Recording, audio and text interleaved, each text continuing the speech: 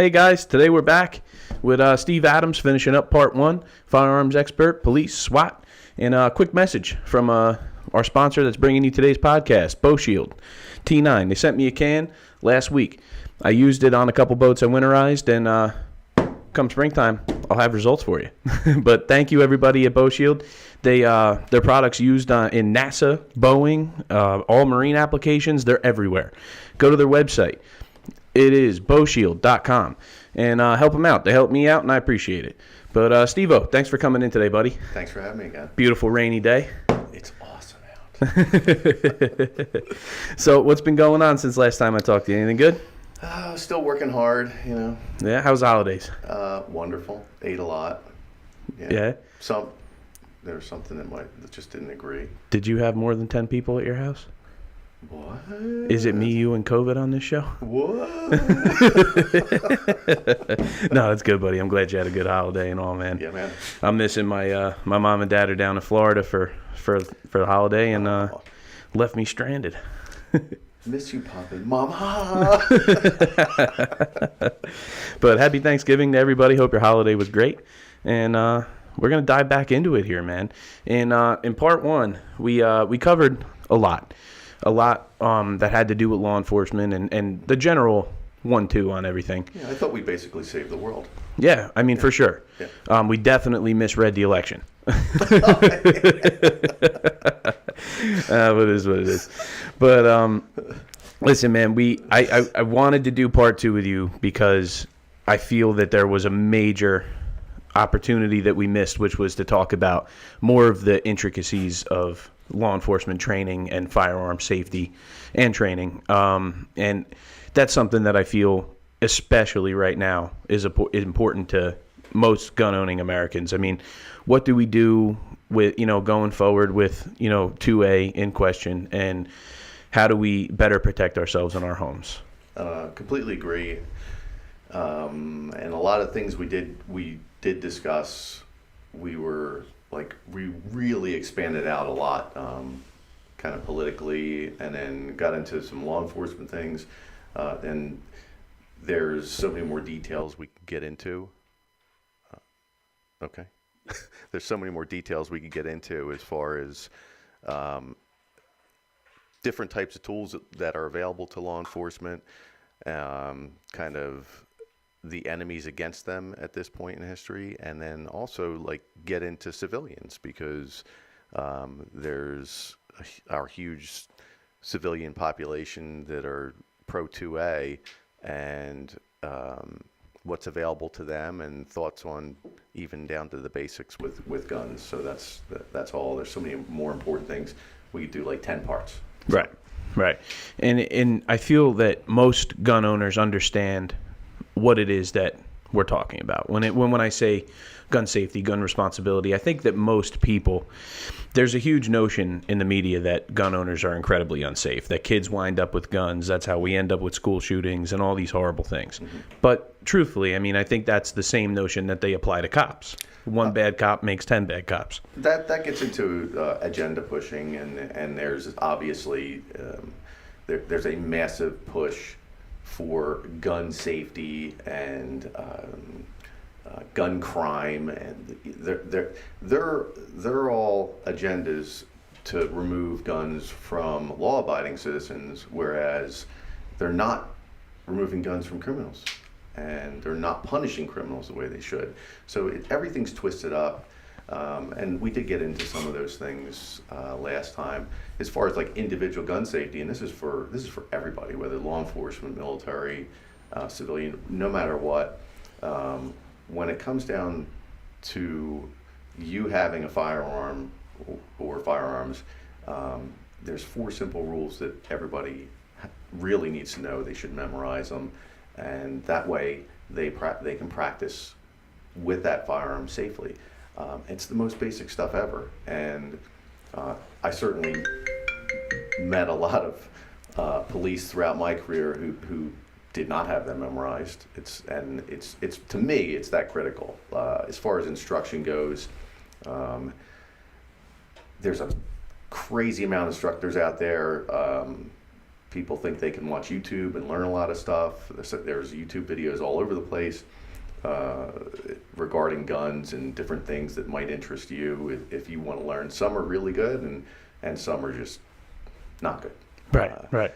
But as far as when anyone comes across an instructor, like I'll look at myself and I'm a forever student. So no matter who or what I'm instructing, I go into it looking to learn. And every time I instruct, I learn. And that's the way it is. When I go back to like my first firearms instructor in the police academy, like man's man, Vietnam vet, and his big thing was, you know, you'll learn how to shoot, but if anybody's going to shoot anybody around here, it's going to be me. You know, as a kid in your young 20s, you're like, wow, okay. But like a few years later, when I was on the SWAT team and I'm with all these guys with huge egos, but yet the most humble guys. And I'm like, man, that police academy instructor was a dick. Like, that's not the way you should be. You should be making every student better than you. Right. And that's the ultimate goal. In a humble way, in a basic way, covering everything. Isn't that funny how people in a position like that teaching usually are trying to teach you how much better they are than you? And if you're with an instructor like that, go find another one. Right. That's not efficient instruction, in my opinion. These are right. This is me and the best instructors I met and who've instructed me are forever students and very humble. Yet they are incredibly, incredibly good, gifted, and some of them might not even be the best instructors, but you could still learn from them. And by not the best instructor, they may not have the most efficient way to communicate a way to do something or a way they do something like that. Because some instructors are incredibly skilled, yet they lack the communication skills to bring those skills to somebody else to be able to teach them how to do it. Right. Doesn't make them a bad person. It just, you got to recognize that there's something that could be done better to teach a person through communication. Right. So. Well, and you see that a bit in life. You know, like I see it around the races. Mm-hmm. You know, there's a few drivers that I seriously admire, and I feel that they're not the archetype. Like, I can't walk up and say, like, hey, man, how'd you do this or how'd you do that? You know, they're not really that kind of person, but you can learn a lot through observation. So, like, you know, like when you're at a range with an instructor that may not be the best teacher, mm-hmm. you can still watch and watch what he does and learn. Mm-hmm. You know, you can learn from just about every one of those situations, you know. And it's funny, I'm pretty accustomed to firearms. I've been around it for a long time. And even myself, like, there's times where I pick up a gun and I just don't even feel comfortable. Mm-hmm. You know, like it's just not what I'm used to, or I'm not sure how, you know, certain slides work, or you know, how certain clips are, you know, like you pick up an old. We were just having a conversation before we came in about a 1911 I was playing with over the weekend, and that in particular, the clip, you had to just about Muay Thai knee it into the gun, mm-hmm. you know, and I wasn't used to that. I thought I was gonna break it, you know. And it's funny because it's just time. It's just the more time you spend with things, the more comfortable you are with things, and there is no limit on training. You can train forever. Yeah. You know, it's super important. It's incredibly important. Today things are a little more difficult to actually go out and shoot because everybody and their mother is buying all the ammunition in the world, and for whatever reason. But the price of ammunition is super high, and the scarcity it's just hard to find now. Right. So unless you've have a little bit of backup, and now you're gonna be skimping on that because you can't get any new stuff. Right. So basically what we have to do is stop buying ammo. You let the supply build up, so the prices will go down a little bit. But right. Nobody's going to do that right now. Things are too crazy. No. Hey, one sec. Just try to center your mic up. Try that. Mm-hmm. How's that? What's your favorite round? What's my favorite round? What's your favorite round? What brings the boom the right way for you? 308. 308, my man. That fixed it, by the way. Thank you. Okay. I wanted to step back on something. Earlier, when we were talking about just gun safety and responsibility, you brought up a few things that you could easily offhand remember. Is there there's always an acronym or something for these things? Is there a name for it, an acronym for it, or is there just a few rules that you have in your head? For the 4 rules, the Yep. 4 safety rules, it's just they're so simple. It's just so easy to memorize. Fire them off. All guns are always loaded. It's that simple. All guns are always loaded. You can expand on it by saying treat all guns as always loaded. Doesn't matter if I've sat here and you've showed me a handgun and I know it's not loaded from me watching you. As soon as you hand it to me, you're going to hand it to me the right way, and I'm still going to check it. So all guns are always loaded. Right. Never put your finger on the trigger until your sights are on the target. Huge. The laser rule, or never cover your muzzle with anything you aren't willing to destroy. And then the last one is be sure of your target and what is around and beyond it. So those 4 things are the easiest things in the world to remember, yet too many people in law enforcement don't have those simple things memorized. And it only takes you not following one of them to make a big mistake. Right. So- And it can be catastrophic. Yes. And I do believe that, I hope that by us doing these shows, we drive at least a couple people to at least go to a range. Just go spend, you don't need to go through the process of getting your firearms ID and the whole jumping through hoops. I don't know where you're watching from, but here in New Jersey, it's just about impossible. You can go to a range and rent a gun and shoot for a day with an instructor, and it's a good thing to understand because there is a realness about putting a firearm in your hand. And understanding what that is does 2 things to people. It either scares them or it drives them to be more like you, where you're very responsible with it because you understand the repercussions of what you're holding. And no matter what the result, it's still an education, no matter what. Whether it scares you or whether you understand it and want to understand it more. Let's go back a year now, a lot of people who were anti-gun have been buying guns. And I'm not for that because they have this idea in their head that they're going to go buy a gun and they're going to be safe. Right. Well, and just not to cut you off, but it's not the hypocrisy of it. No. It's literally not safe.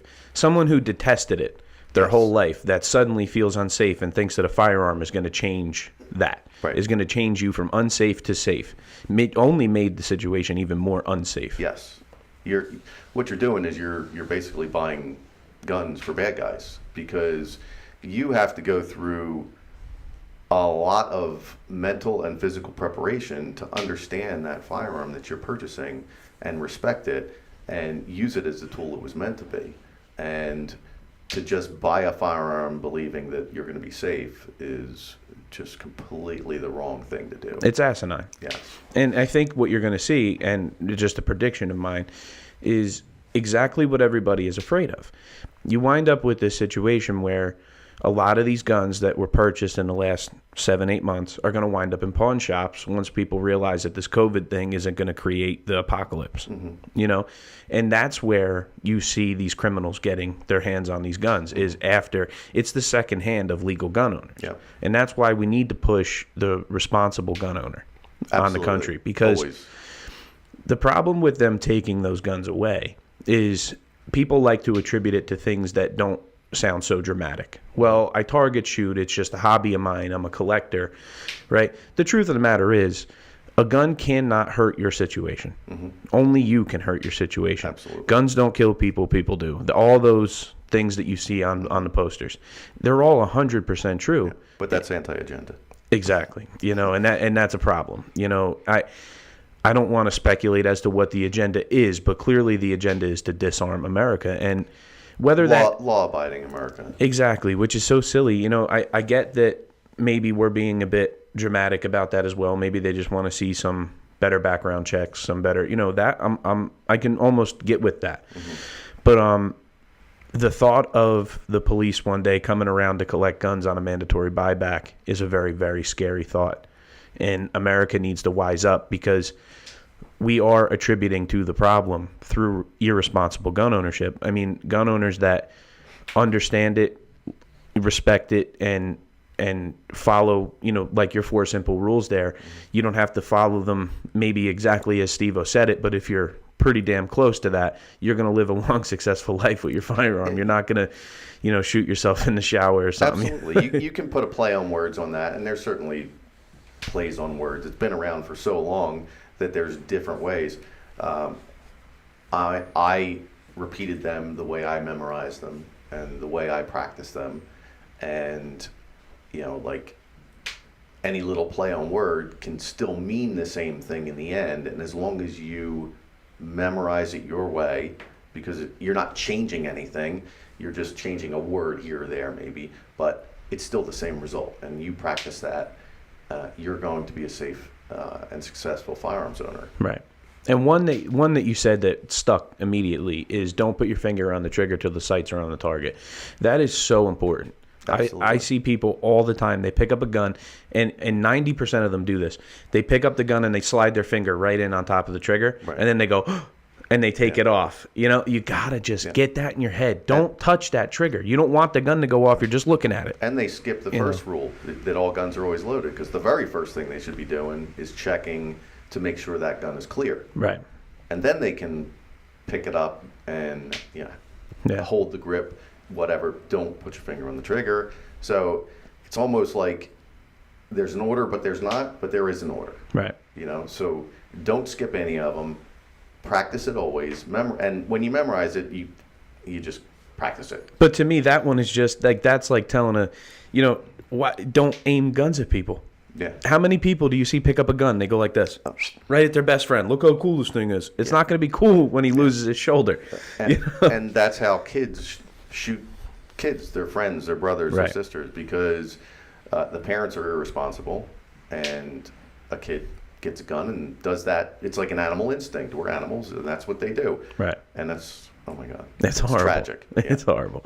But so I'm going to shoot a couple rookie questions at you, because I honestly don't know, and I think people would like to know. Mm-hmm. When we talk about the training side of firearms, what is it that you practice at the range when you're, whether you were at any point in your career, whether it would have been in the police department or SWAT, or what are a couple key things that you practiced every time you went to the range?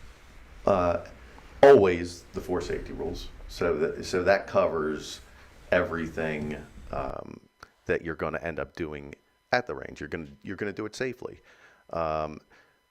Pointing the weapon in a safe direction. Now that doesn't mean always not downrange, because there's a lot of instructors or range rules that'll say you have to always keep your firearm downrange. Well, you can expand on it a little bit and say always keep your firearm directed in a safe way or in a safe direction. That may not be downrange, but it's not at someone or in an unsafe direction. So there we go with like a play on words. But if you're at a range and it says always keep your weapon pointed downrange, you have to follow those rules. Right. So there's some safety rules that you do. As far as beyond that, always the basics. If I'm doing some target practice with a handgun and I have a handgun and holster and mag pouches, I'm always doing the same thing, the same basic over and over. When I'm drawing from the holster out to on target, firing, I draw one particular way. It's the quickest way from point A to point B, and I go from the target back to my holster the same exact way. Those are practices that will get you more efficient and more basic. When I'm doing my reloads, there's so many different ways to reload now that people are teaching, and I go back to the most basic way that I learned, the way your mag pouches are. Now, I've seen, oh my God, some crazy things with police and how they carry their extra magazines. A lot of police, you will see the magazine pouches like horizontal versus vertical. So we always carried them vertical with the bullets down and right. facing toward the center of us, because then when you reload, it was the most efficient way. If you look at IPSC and competition shooters, that's how they carry their spare magazines. It's the most efficient, the fastest way to reload. And life is a competition. If your life is on the line, it comes down to split seconds. So if you can reload faster, that's one thing that you need to do. When cops carry their mag pouches horizontally, basically it's because some fat instructor down the line switched from vertical to horizontal because his fat belly was uncomfortable with the vertical mags poking his belly. So he switched them to horizontal. And then we get into parrot instruction.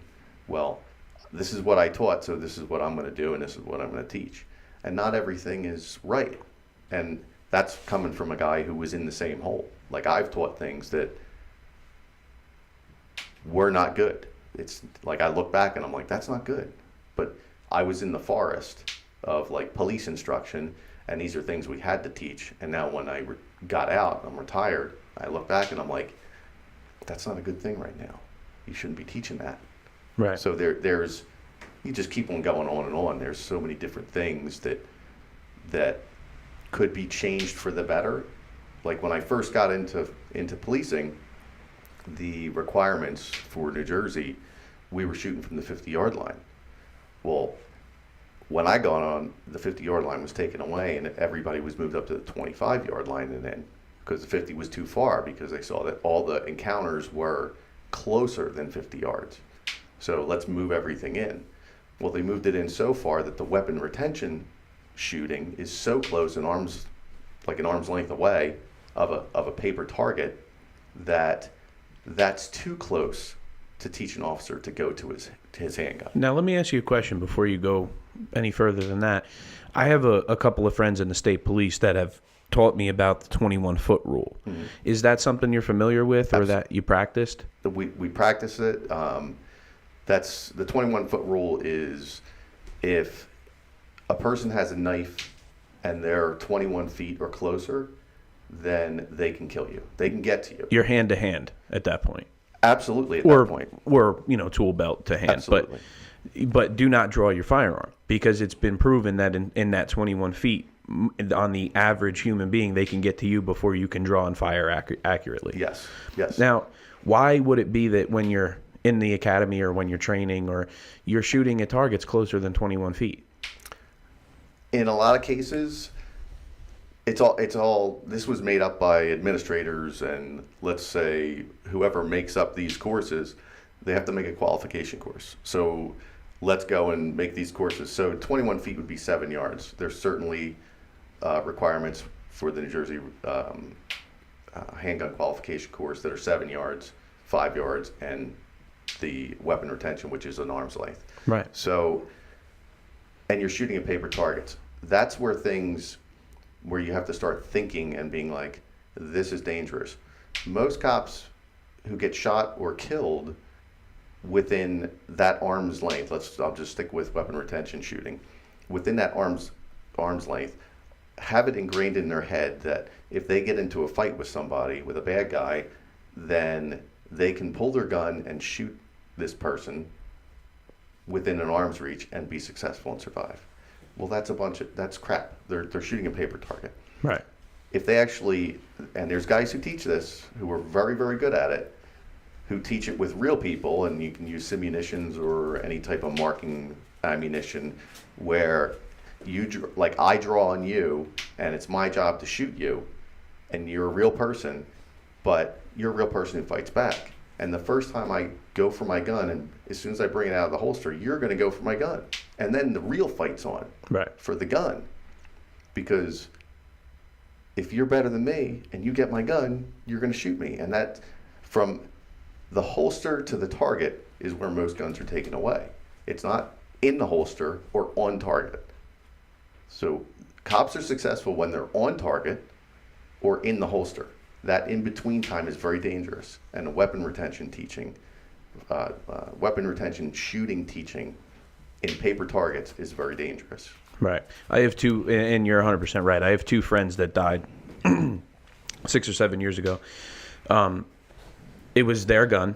The guy took it away and shot both of them. So you're 100% right. There's that aspect of you think you're safe because it's there, but it can be taken away from you. Right. You know, and if you're you're being mentally prepared when you're trained. right, You know, you're physically going through things. You're gaining muscle memory because you're repeating it again and again and again. right, But you're actually believing that because I shoot this paper target an arm's length away, I'm going to survive.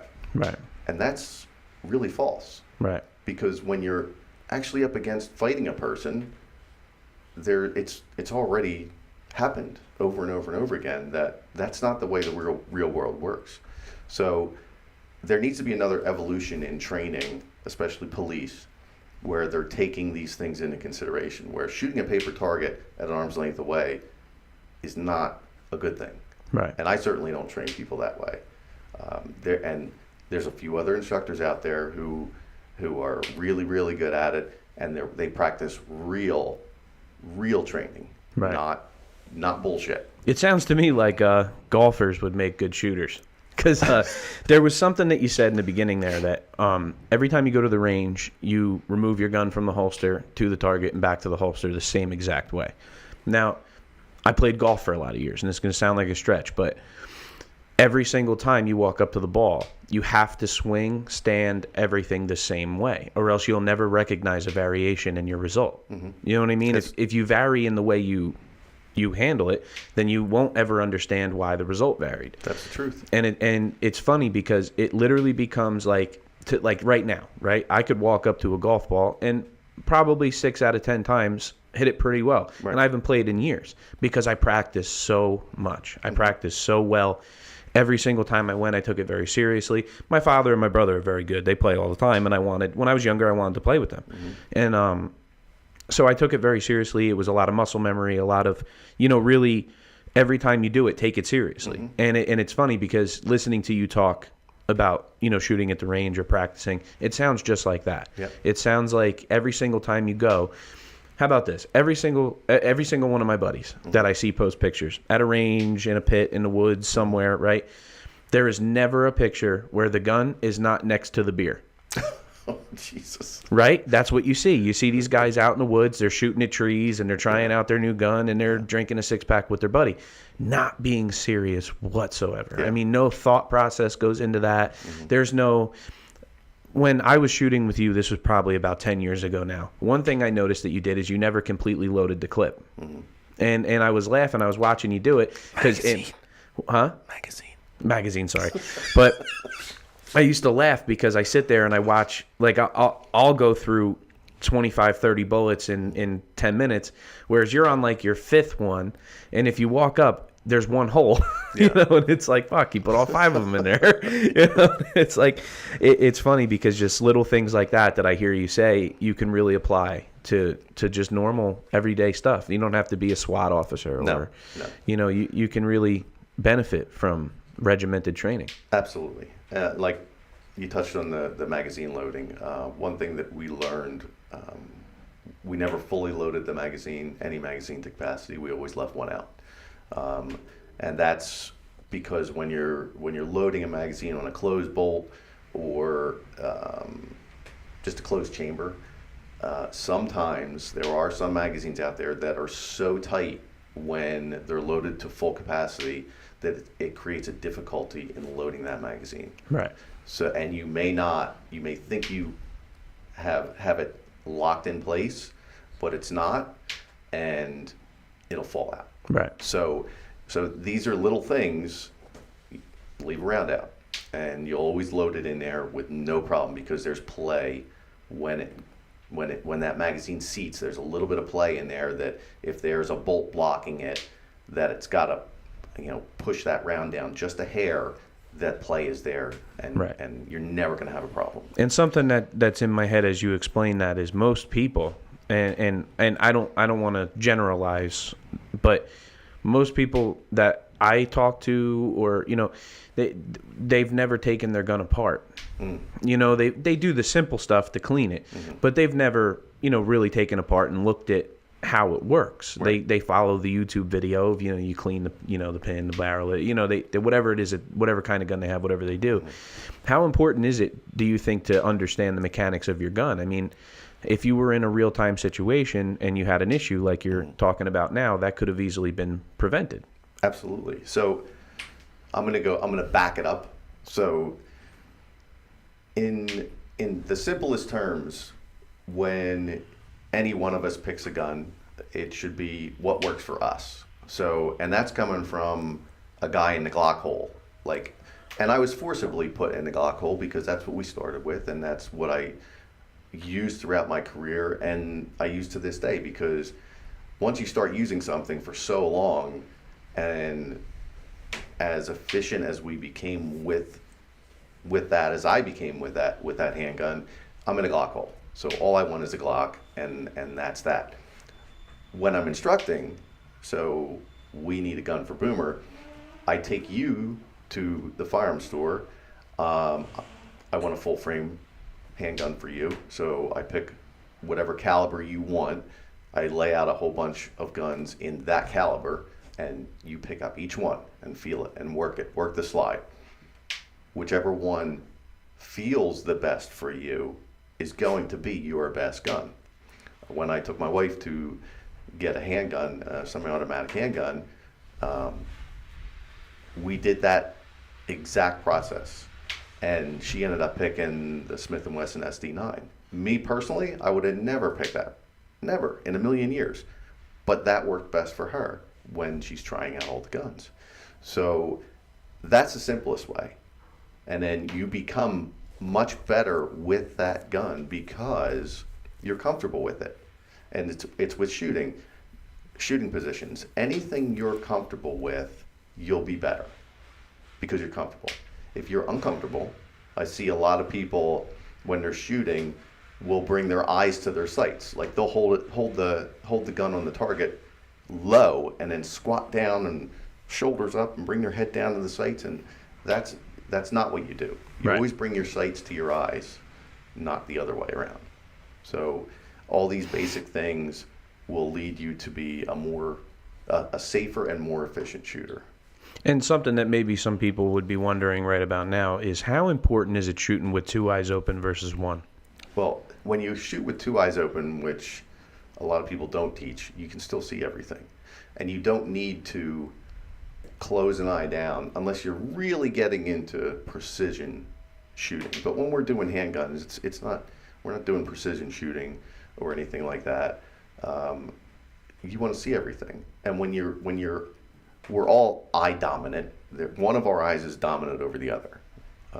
You're right-handed, you're most likely right eye dominant. I've taught a lot of right-handed shooters who are left-hand dominant, and there are some funky things that people would teach to help them shoot better. But the best thing to do would be just you take the handgun and you cant it over a little bit. So now my sights are lined up with my left eye. Right. And you shoot. And just that one little simple thing fixed all their accuracy problems. Right. See, I had been taught to silhouette shoot, like shoot with both eyes open and focus on your sights and put them on the target. Like front sight. Right. And then I found that, like, as time went on, I would move away from that, go back to that. Depends on if it was fresh in my head or not. And then as time went on, I really saw a difference. Like if I was shooting with both eyes open, my head's clear, I'm just firing away, I fire really well. If I'm not thinking, I'm not, pushing on mechanics and technique, and I got one eye closed and I'm shooting for a propane tank 45 yards away, I miss 90% of the time. So to me, it seems like however you started training, you should, unless you're in bad training habits, but however you started, you should really practice consistency on that. Absolutely. Tex Grebner became famous for shooting himself on a YouTube video. It's on YouTube, look it up.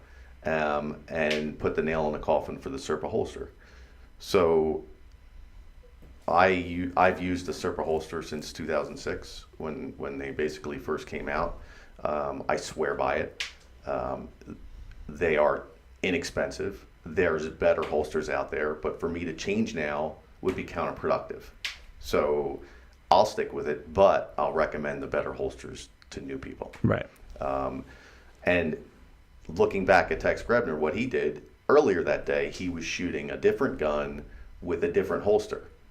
And then he gets on the video with this now different gun and the Serpa holster and ends up shooting himself. Right. So when you change equipment and whether it's your gear, your holster, your handgun, when you do that, you're risking failure. And he failed in one of the worst ways. When you shoot yourself, that's a pretty big failure. Right. Okay, so a lot of people will blame equipment versus the actual person who did it. And that's throughout society. Let's blame something else for our own stupidity. Because he cheddar bobbed himself. Yeah.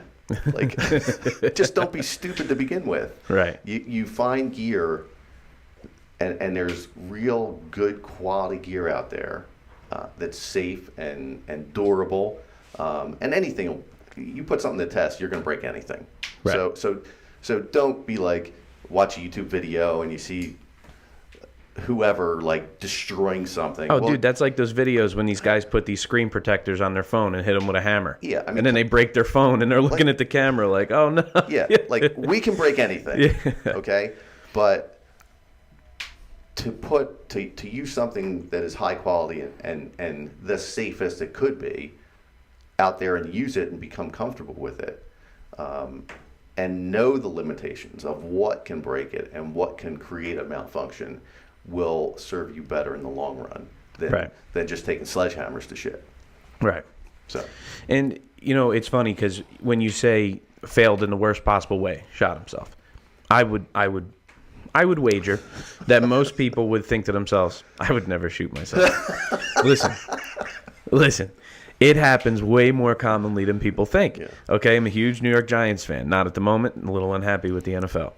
But in 2007, when they won the Super Bowl, their starting wide receiver was Plexico Burress. He's in a nightclub in New York City in a pair of sweatpants and a revolver in his drawstring. And because he's a $20 million man out in New York City at night, I understand. I get it. Should have hired a bodyguard. It wasn't registered. He did time in prison for it. But he pulled the gun out of his drawstring because it was falling down and shot himself in the leg. It happens. It happens every day, and people don't realize how easy it is. And every gun's safety is different. Every gun's trigger is different. You know, you really got to find something you like that holster that you mentioned there. Well, I'll include it in the podcast for people to see what you use. And invest in something that will prolong your life. Yeah. Don't shoot your leg off and lose your career like Plexico Burress. Absolutely. And that brings us back to the 4 safety rules. Right. And then just beyond that, a little bit of common sense. Okay. Right. Carrying around a loaded handgun in a stupid way is going to give you stupid results. And that's just the way it is. Nobody who shot themselves has gone out and said, I'm going to shoot myself today, other than the founder of Second Chance Body Armor, who there's videos of him shooting himself all the time in his own body armor that he invented. Which is awesome, by the way. That was the way he marketed it. Right. So that's a little different. But that's like the guy that built the bulletproof rolls and sat in the driver's seat while they shot AK-47s at him. Yeah.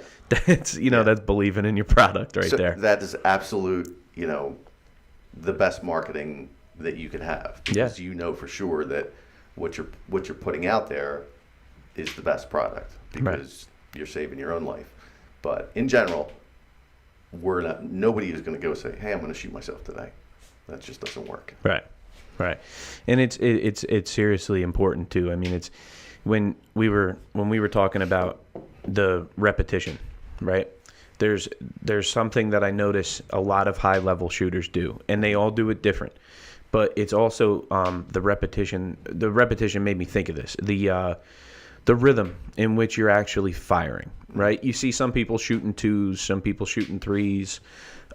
Is that something that you guys practice at the range to tighten your group? Is it something you do to conserve ammunition? Or is it something that you do to remember where you're at in your magazine? Typically, if you're, like you say, shooting 2s, double tap, shooting 3s, we learned... when the Israelis came and started teaching us, we learned from them that they would shoot 3 because you could shoot 3 effectively without the gun moving from the target. Right. Now, with a lot of practice, you can shoot a lot more than 3. Right.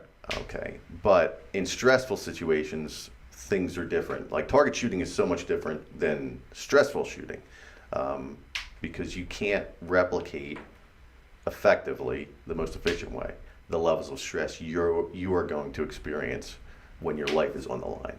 Right. Like, you can do competitions, you can get your heart rate way up, you can do things to increase your stress level and make it more difficult for you to be an efficient shooter. And that's good practice, but you're not going to approach what's going to happen when the shit hits the fan and your life's on the line, because you don't know how you're going to react until that situation actually happens. So when you're doing double taps or shoot three or aiming for the head, that becomes like the twos and threes are like a backup plan. Like, Right. I know I can hit the target from this many yards away from it, shooting 3 quick rounds, and they're going to hit the target. Right. Because I've practiced it over and over and over and over again. So that's what you're doing. I'm not going to shoot 4 rounds because I might miss. And that's a problem that police have to answer for later. But when it comes to actual shootings, when their life is on the line, like years ago, there was the Empire State Building shooter who ended up going to the Empire State Building. I believe he had a shotgun, shot his old boss or whatever. The guy in the trench coat. Yes. Yeah. And then left. And as he's going away, people are freaking out. They're telling the cops he's over here, he's over there, he this, that, the other thing. 2 cops end up finding him. They get in the shootout, and nine civilians were hit by police rounds Really? during that. Not gunfight. shotgun pellets, actually No, police rounds. Police rounds. Wow. So again, now I get back to your life is on the line, and look at the results. What happens? You're not thinking double taps or 3 shoots. You're like, I'm emptying this magazine. Well, and it is Manhattan. I mean, that's probably something like shooting fish in a barrel. Pretty much. There was a lot of people there. They're not thinking about hit the ground, man. Their target, what's around it, what's beyond it.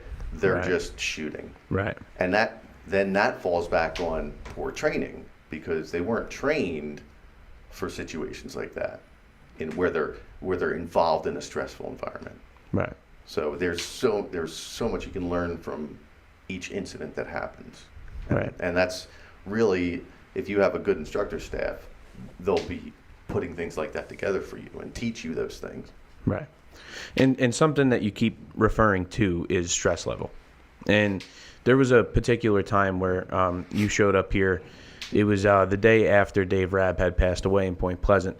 And you were kind of giving me a rundown on what it was that I exactly experienced that day as far as what stress did to my consciousness. Mm-hmm. Right? Now, I don't want to paraphrase or put words in your mouth. You can explain a little bit of what you taught me there. But how important is that to people to understand, at least at a minimal level, going through life? I guess like the best way, like you were unprepared for such a situation like that. Like you've never been trained for it. It was obviously a life and death situation. And when you're not trained for that, there's things your body goes through. You revert back to those animal instincts that we are. We're animals, and I always repeat that. So when you are subjected to incredible stresses, you remember some things and you don't remember some things. Tunnel vision is the most frequent thing that people talk about. Your vision will close in on whatever the subject is. You'll experience auditory exclusion, which means you just can't hear certain things. These are well documented things that happen to us, all of us, when we're confronted with a situation that is outside our scope of knowledge, training, whatever, and it's what happens. So when you tell me things that happen to you, and I'm like, yeah, that's what happens, and it's neat when you learn about it. It's scary when you experience it. Well, what was profound for me was when I had said to you that in what was documented as a minute's time passed, I had thought that was somewhere around 7 or 8 minutes. Mm-hmm. If you had to ask me to put a timestamp on it, I would have easily guessed upwards, around 10 minutes, and it was 1 minute. Yeah. And you had said to me that that's part of it. Right. Your brain can't process what's happening at the moment. Time slows down incredibly, and that goes to our animal survival instinct, where like details are crazy, like because time slows so much, and anybody who's been in a car crash can understand that, because when you're in a car crash, you can explain things what happened, because that car crash that took fractions of a second, like all this, when you're in it, it slows down. Right. And it's just a crazy thing that our mind can do, and it only happens when you're stressed to the max. Right. So.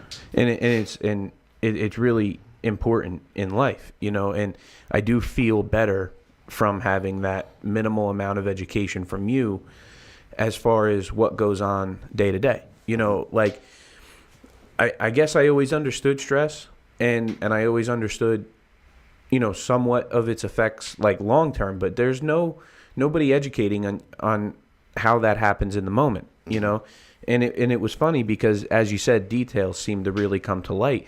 One detail that was extremely, in right out in the open for me was the just complete helplessness. Mm-hmm. And I look at situations like I just because it was recent and in my head, I saw a documentary on the Vegas shooter that shot everybody at that concert, allegedly.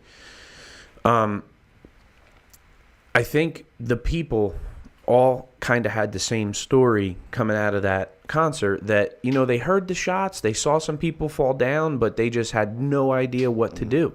And that's exactly how I felt.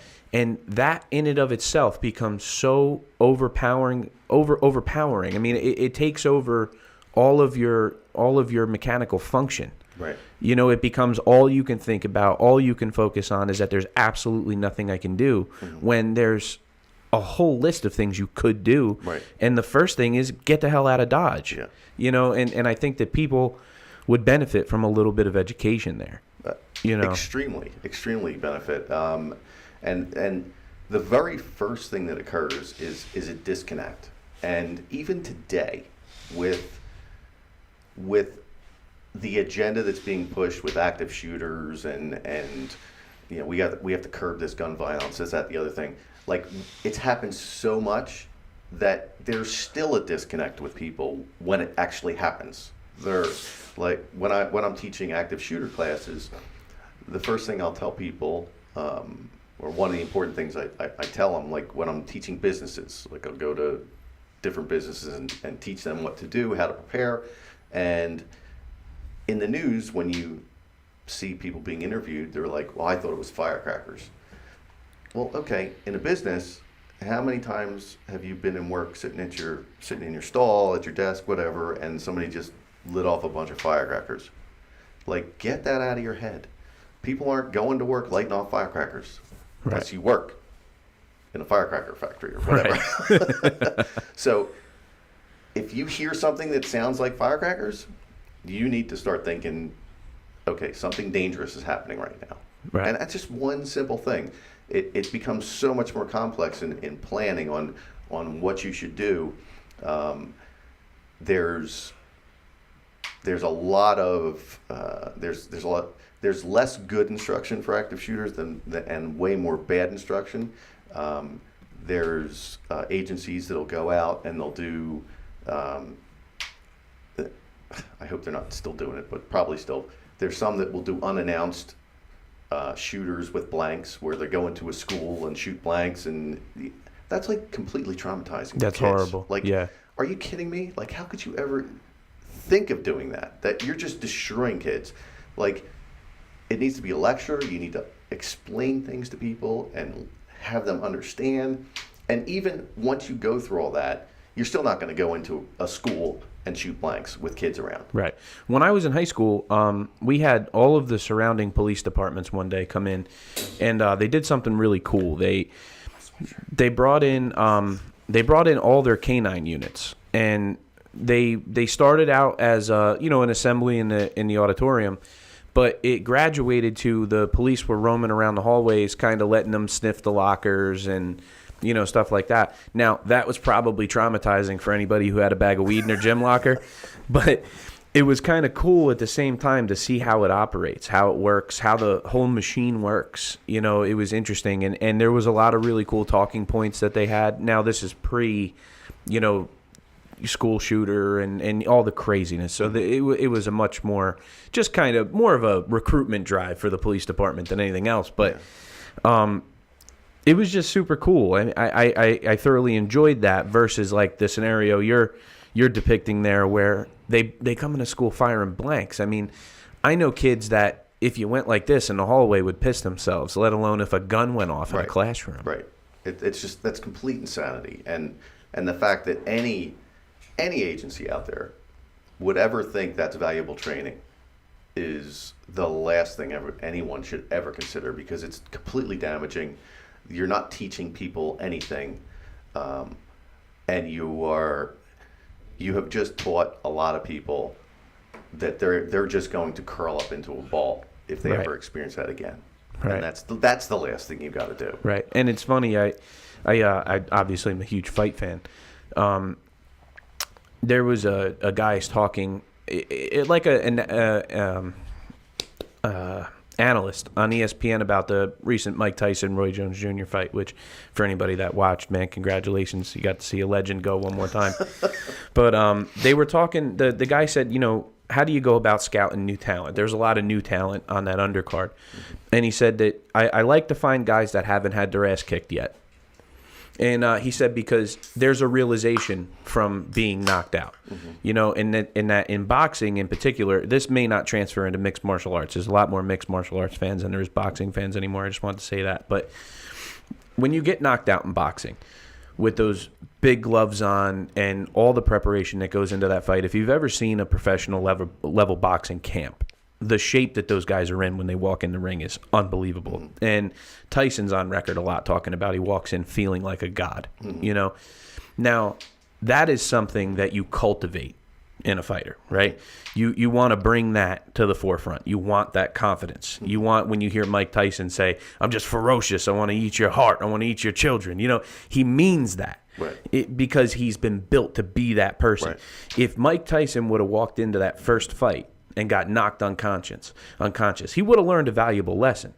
But he wouldn't have had that killer instinct, And I think that that's the same type of thought process where when you walk into a high school and you start firing off blank rounds, there's going to be 30% of those kids or more that just curl up in a ball, go under their desk, whatever the stupid drill that they run in the school is. Oh, active shooter, everybody hide under their desk. Yeah. Why are you teaching kids to do that? Yeah. I don't think the kids should be storming the hallway, but you don't teach them to curl up into a ball and become target practice. Right. And I think that what you just depicted there is you're now not only teaching them to do that, but now that kid is going to live with that. Right. If a gun goes off in the hallway and he dives under the desk and hides, what's he going to think if he's home with his mom and Pops is out of town? And what if somebody came in my house with a gun? What, are you going to dive under your bed and crawl up in a ball? Exactly. It's silly. Exactly. And through teaching active shooters what they're about and what you can do, prevention is by far the most effective method and the easiest to do, but there's political climates that literally prevent that. And understanding when that person enters the room you're in, hiding under a desk is the last thing that you may ever do in your life, because you've just made the best target in the world. Understand active shooters, now generalizing, the vast majority are undertrained, but they put a lot of effort in planning. So they have this incredible plan with very, very minimal training. Right. So they're going to experience, they're going for easy targets. So if they encounter minimal resistance, that changes their plan. And the whole thing that we need to do is change people's plans. And it doesn't matter if it's an active shooter, if it's a bad guy going against a cop, you need to change their plan in order to get in their head and do something. That might be a fraction of a second. Right. But if you don't understand these things, you don't train to do these things, you're never going to succeed. I hate doing this on the show because I like for people to be able to look up what I'm talking about. But there was a video I had seen of it was around the last school shooting, around that time, and I believe it was in was it California? I can't remember the state, but the guy was it means nothing. It's not important to what I'm saying. The guy was talking about how he was a firearms expert, probably much like yourself, ran some courses and some classes and stuff.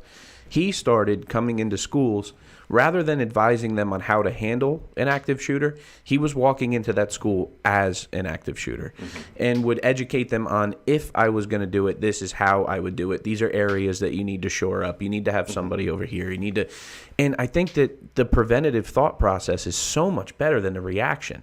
It's the only way, really, because let's take the percentage of active shooters right now, which has kind of oddly died off since COVID's been around. But we've had a couple, but nothing like normal. Right. Normal. But like that's my first step with teaching businesses and whoever I've taught. Is I do a safety evaluation, and I go over their entire structure, and I show them where their weak points is, what they can do, how they can make it safer. And then the next step is dealing with the individuals, whether it's in a school setting or in a business. They need to have proactive ways of helping people and creating avenues where people can communicate without fear of repercussions or punishments or negative discipline, things like that. That all falls in line with prevention and preparation.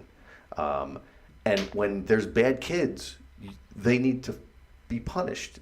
It's not like what went on in Parkland, where this kid was a bad kid, and multiple opportunities to discipline this kid, were missed, to try and work and help this child to be a better person, were completely ignored through the system that was set up.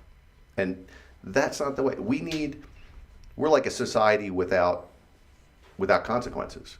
And the only thing that happens when you don't have a consequence for negative action is more negativity. So people need to wake up. In making a utopia, you got to have consequences for bad people. And it seems like all the consequences are on the law-abiding people versus the bad people. Right. So, and a little bit of what you were talking about there, as far as surveying structures and stuff like that. People may not either remember from the first show or maybe new listeners. You work with churches now, with Chris. I'm sorry, Jimmy.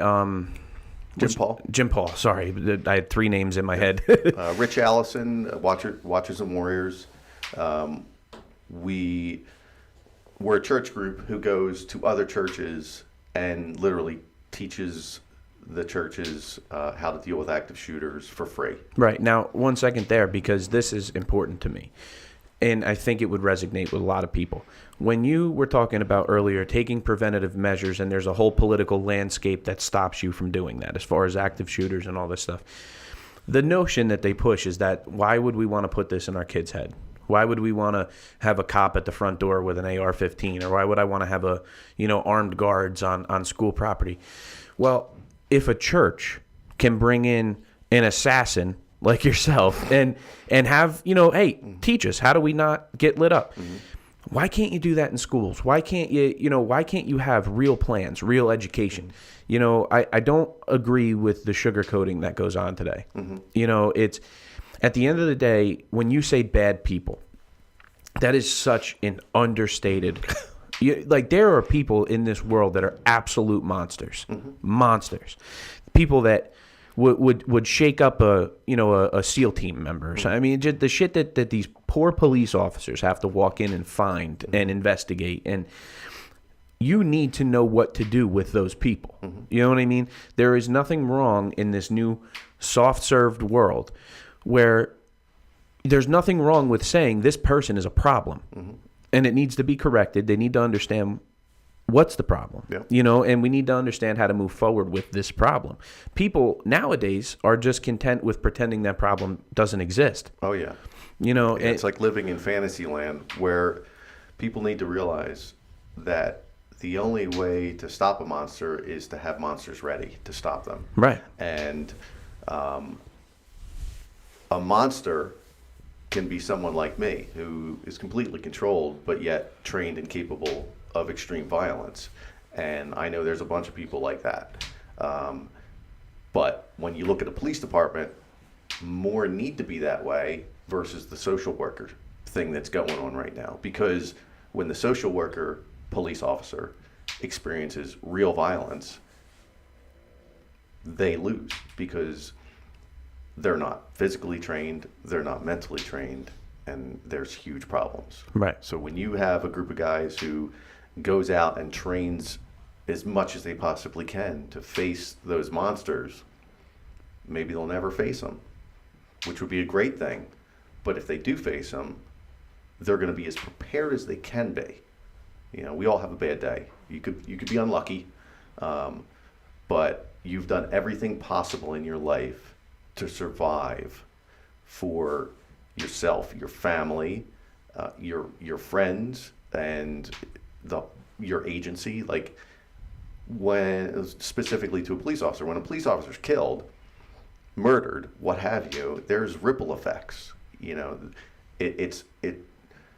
There's times where it's turned into something maybe a little more glamorous, like died in the line of duty, they were serving, this, that, the other thing, and less impact, aside from the groups that support widows of officers and children of officers who've been murdered. Aside from those groups, the family, those ripples who are affected by that murder, death, what have you, go on forever.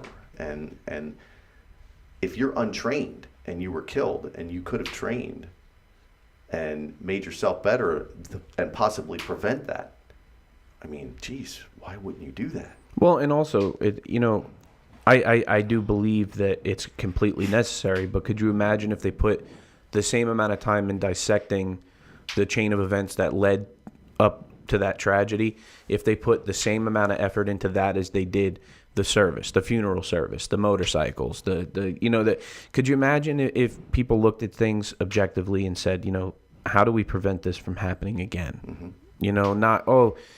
We got to get, all these people together and this parade together and this together, and which I think is beautiful and they should continue doing. Right. But pay attention to what was important, what led up to him being in a box. Yeah. And what could have been prevented, what could have been changed. And the moral of the story is you're never going to fix everything. There's always going to be, something crazy that like I pops said, up. you're going to like the best trained guy could have the worst day in the world. Like you go all the way back to the Miami shootout with the FBI. The most trained guy had eyeglasses, and the most trained with firearms. He lost his eyeglasses. Right. So, like, he didn't even have a strap to hold his eyeglasses on, which could have saved a lot. Right. But that one simple thing. You look at guys that played like basketball, like Amari Stoudemire, one of my favorite players, played for the New York Knicks, played with a giant pair of goggles because he needed glasses. If you're a fucking police officer and you're going out in the line of duty, have your glasses secured to your head. Like, I need glasses. Right. So if I'm going to if I'm doing something where my glasses could be broken or be lost or could cause things to go into shit, I'm gonna make the extra effort to make sure my glasses aren't going to do that. Right. For my SWAT jobs, I had a completely different pair of glasses that were basically glued to my head. Right. So these are just simple things you got to think of and understand your weaknesses. So if you can cover your weaknesses and train for the 90-95% of what's out there, because you always have to account for your bad day or you're unlucky or somebody's just better than you, there's really not much more you can do than that. Right. Now, something that's a little bit off of the topic that I was curious about after our last show.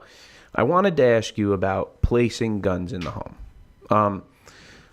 I laugh. There's a lot of like hilarious, comedy sketches or whatever. Like Bill Burr talks about, you're allowed to have a gun, but his wife's reading that you got to keep the stock over here and the barrel over there and the clip up here so that the kids can't put it together. And he's like, what am I going to do when the bad guy comes in? Run around the house and assemble this thing while he's chasing me? Right. And I laugh, but that is really, really important, and is there I think that the average gun owner, like myself, right? Let's just say I bought a gun and I walked into a house and I said, okay, I want to put it where I'm more than likely going to be, right? So like I would put one in my bedroom. Let's say I bought two. Maybe I'd put one in the kitchen, right? Now, how do you break that down? Like if you're really buying a gun for your protection, your home protection, that's what I think most people buy a gun for. Right. What are the steps that you take to securing your home? Where is there like in my head, I would think that there would be, maybe your bedroom isn't the safest place in the house to be. Maybe there's a safer place. Maybe there's a place with more vantage points and escape. Do you place your guns there? Do you keep your guns where you can get your hands on them and go? Where exactly do you want to lay them out? So that's like a multi-layer. Yeah, absolutely. Thing. But is there maybe a couple of? Let me go back to the whole idea of having a gun in the house and taking it apart and put it in different places in the house. Okay, with kids. So first things first. If you have a gun or guns in the house and there's kids in the house, you need to educate the kids about the gun, flat out. Like, don't even skip it because the kids know everything. And I will go back to something I'll never forget. There's things that happen in our lives that we never forget. I go back to being in ninth grade, and a kid committed suicide with his father's gun that was taken apart and all over the house. The kid knew where every single part was, and he killed himself. So, like, don't do that. Okay, there's safes all over the place. Like, you can get the right safe. Make sure if you're using one of the fingerprint safes that it works and it's in a good place. Being in the right place, you can never plan for. I'll go back to one of the SWAT jobs. An inexperienced guy went on a SWAT job.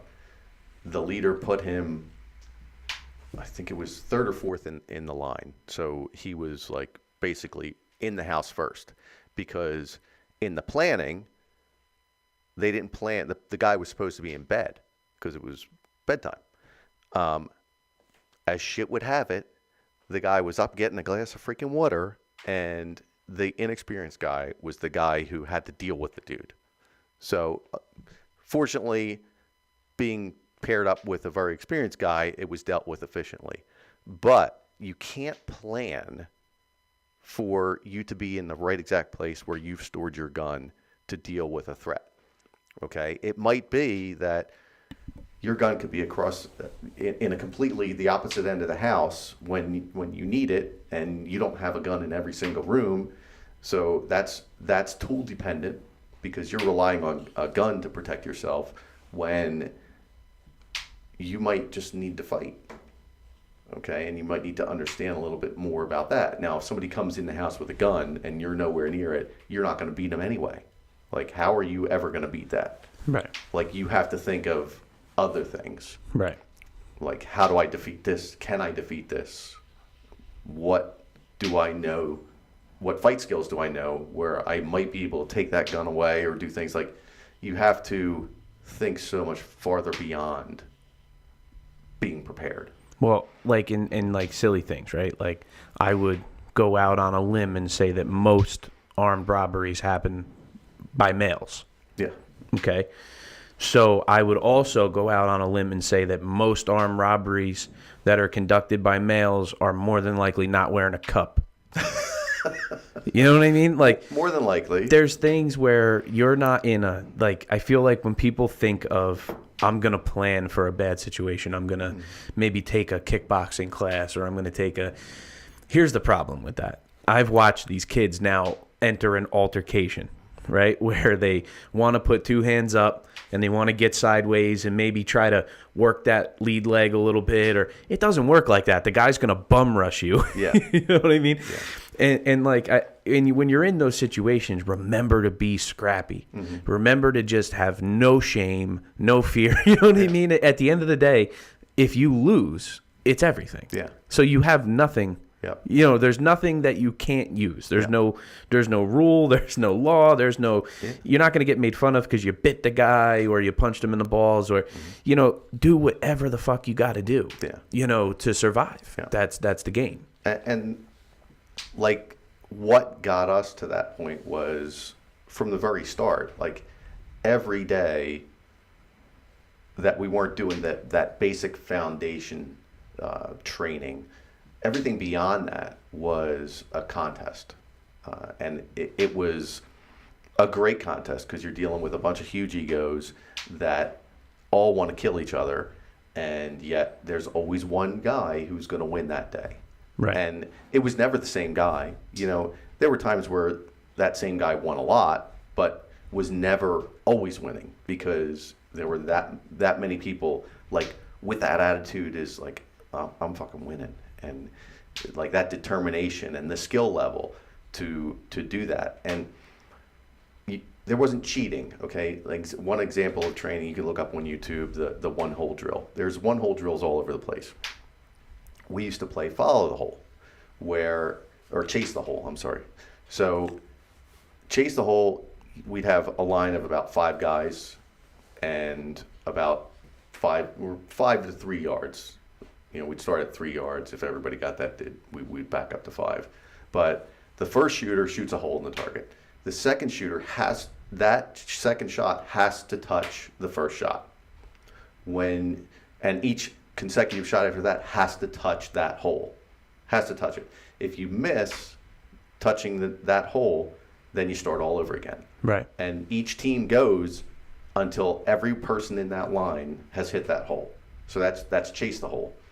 Versus the one-hole drill, where I'm going to shoot 10 rounds into the target and make 1 hole. So I can shoot my first target is to shoot the target. My next one, I can shoot close to it, but I don't have to touch it. And then my whole task is to connect those 2 dots the rest of the time. So to me, that's cheating because it's not as precise as chase the hole. Right. Where you have to, that second shooter is the most important one. Right. Where you have to hit that first shooter. Right. So that's just one example of just a lot of things that we did. Right. And you're kind of stumbling onto something that I was curious about. I know myself, right? When shit started to kind of hit the fan here last couple of months, we've, without making any specifics, we've accumulated quite an armory. And, you know, when you do that, the thought process definitely crosses your mind of, you know, what happens if the day comes where we need all this shit. How important is it to train with the group that you plan to defend with? Like, see, when you were in the SWAT team, obviously, you know, not obviously, I'm sorry, but last time you explained that you trained individually before being brought in as a team. Did you see an exponential difference once you guys gelled together as a team? Oh, absolutely. So would it be fair to say that if you were planning a serious home defense, you might want to train with your team? Absolutely. You know, whether that be your mom, your dad, in my scenario, where it would be my mom, my dad, my brother, or, you know, I mean, if anything were to ever hit the fan, we would, you know, bundle. Yeah. So how important is that? I mean, how important is that for maybe somebody with a set of parents that aren't so pro-gun? It's critical for any successful goal to train together. Now training with parents that aren't so pro-gun. And I say parents, but obviously that could be anybody. But it could be anybody, and that could come down to like having a sit down and a serious discussion. Well, here's a much better analogy: a wife or a husband that's not pro-gun. Obviously, you need to break that wall. I mean, that's important. It all starts with communication and understanding, and you can't. There comes a point where a person can't say no. It's just never going to happen. all you have to do is look at active shooter interviews where people were like, well, I never thought it would happen here. Read the police activity in Beverly Hills in the last 7 months. Yeah, Talk about people that didn't think anything could ever happen to them. Yeah. I mean, you cannot have that mentality these days and expect to get very far in life. I mean, you could be lucky. Shoot, you could be lucky. But you have a greater chance at this point in history of being unlucky. So get the education, talk about it, talk about reality. Don't talk about things that just aren't possible. There's too much of that.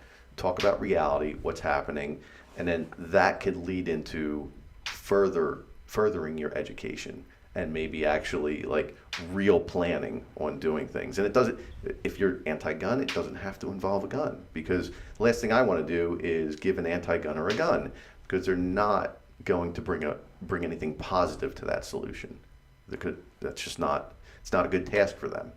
Right. Like, use people's strengths, and the only way you can use their strengths is to start that communication and figure out like who can do what best. Right.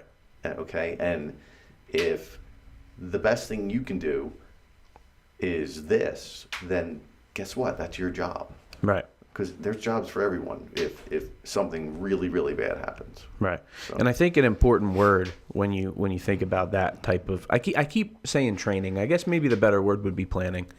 Mm-hmm.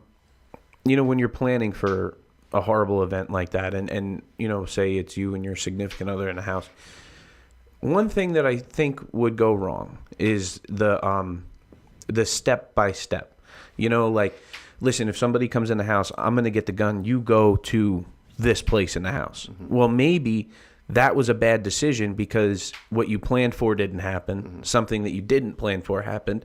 Now you are sending your person into a bad position. How important is it to stress the improv of the moment? Listen, if shit hits the fan and something goes wrong, I'm going to get the gun and you follow me. You know what I mean? Or you're on me. Even if that person is useless with a gun, right. So don't give it to them. Right. Right? Might end up shooting you. Right. Right? But how important is that to stress that all of these situations are going to be different? It's okay. Starts with communication. We get through all that. When it comes to actual, like, either talking about or performing physical activity, like what you're going to do, the whole improv needs to be worked in. It's super critical, because you can't always have that plan where one person has to do one thing or else the plan falls apart. Right. Okay, there's got to be backups. Like the inexperienced guy who was the first to encounter the homeowner when we're in there, and that was not part of the plan. Well, he was paired up with an experienced guy who took over and dealt with it, where that's where that improv kicks in, and more people are multi-trained, if you want to call it that, to do different things, who can step in if a person fails. Because again, you're not going to know failure until something actually happens. Like, you could be trained to do a couple different things, but when that stress level kicks in, you could just black out, because whatever you were doing that day, you weren't prepared to deal with this that's happening right now. So you weren't ready to make that shift, and that's really important. So if you're caught by surprise, you're most likely going to black out, right? Because you're just not prepared. No, very few people are prepared to deal with a surprise, and it could be as stupid as, like, you walk around a corner and there's your wife, like, standing there ready to scare you because you're playing a game, and you're like, holy fuck, right. What the fuck? Right. It can be that simple. It's complex to go through everything and train for everything. That's why I say, like, you can't 100% train for everything. Right. You just train the best you possibly can to cover as much as you can, and you still may have that unlucky day. Right.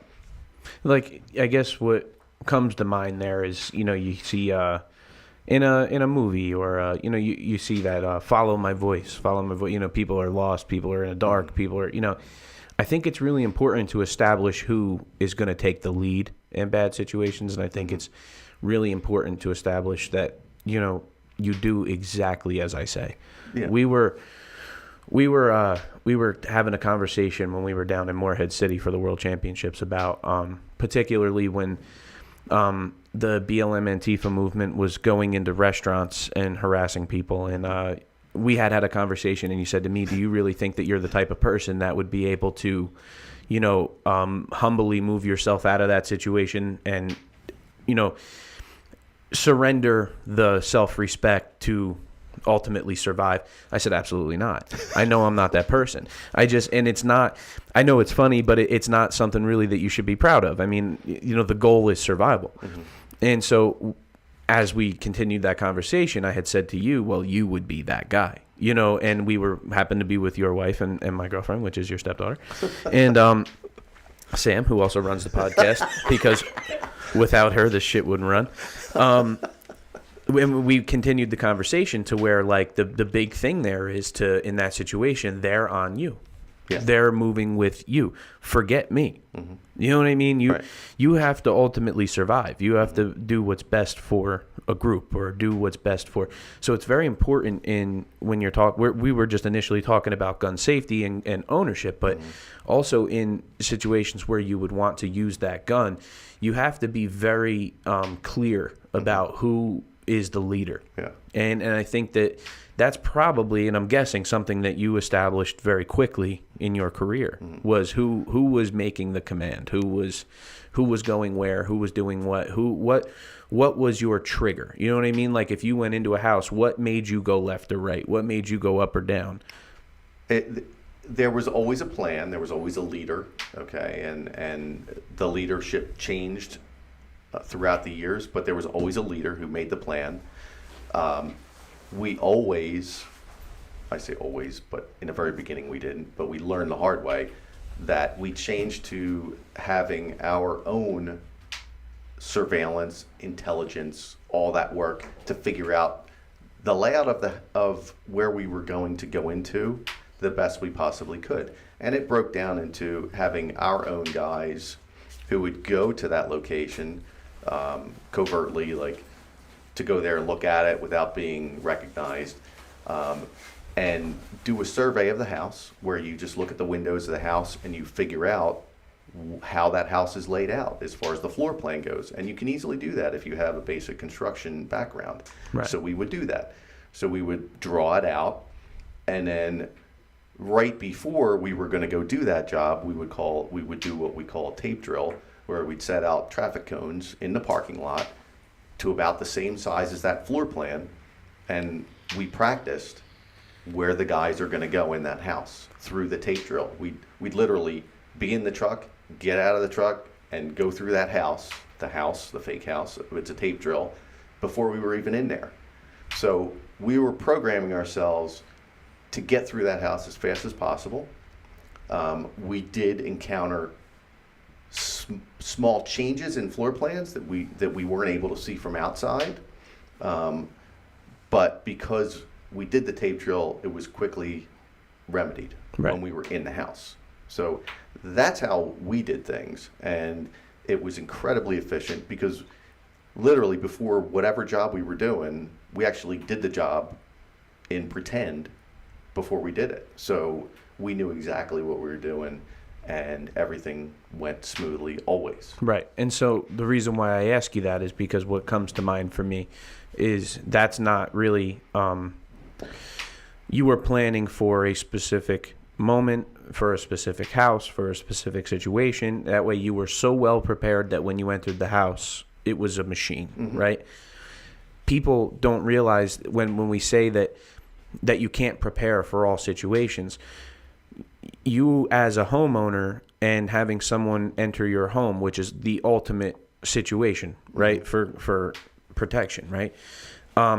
You have the upper hand. You have been preparing for that moment since you set foot in that house. Right. You know that house better than anybody else, right? If I'm a criminal and I'm casing my own house, right?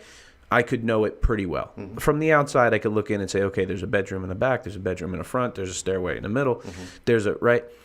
But maybe once I got in there, I didn't know that there was a doggy gate on the stairs and that the lady had just did laundry and there's a pile of laundry on it. Now I'm making all kinds of noise and I'm slow. Now my heart's pumping and I made a mistake and I made noise and I'm not paying attention. Right? You as the homeowner, you know every inch of that house. So you can effectively prepare for the battleground.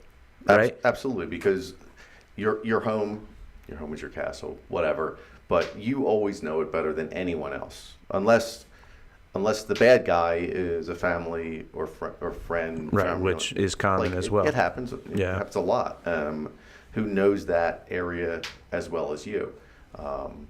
But when you're dealing with just the random burglars who are going into houses for things, they'll never know it like you. So you have to understand that you already do have an upper hand. Unless you give it up. Right. So learning how to not give it up is the issue. And the wild card in there is being caught by surprise. Right.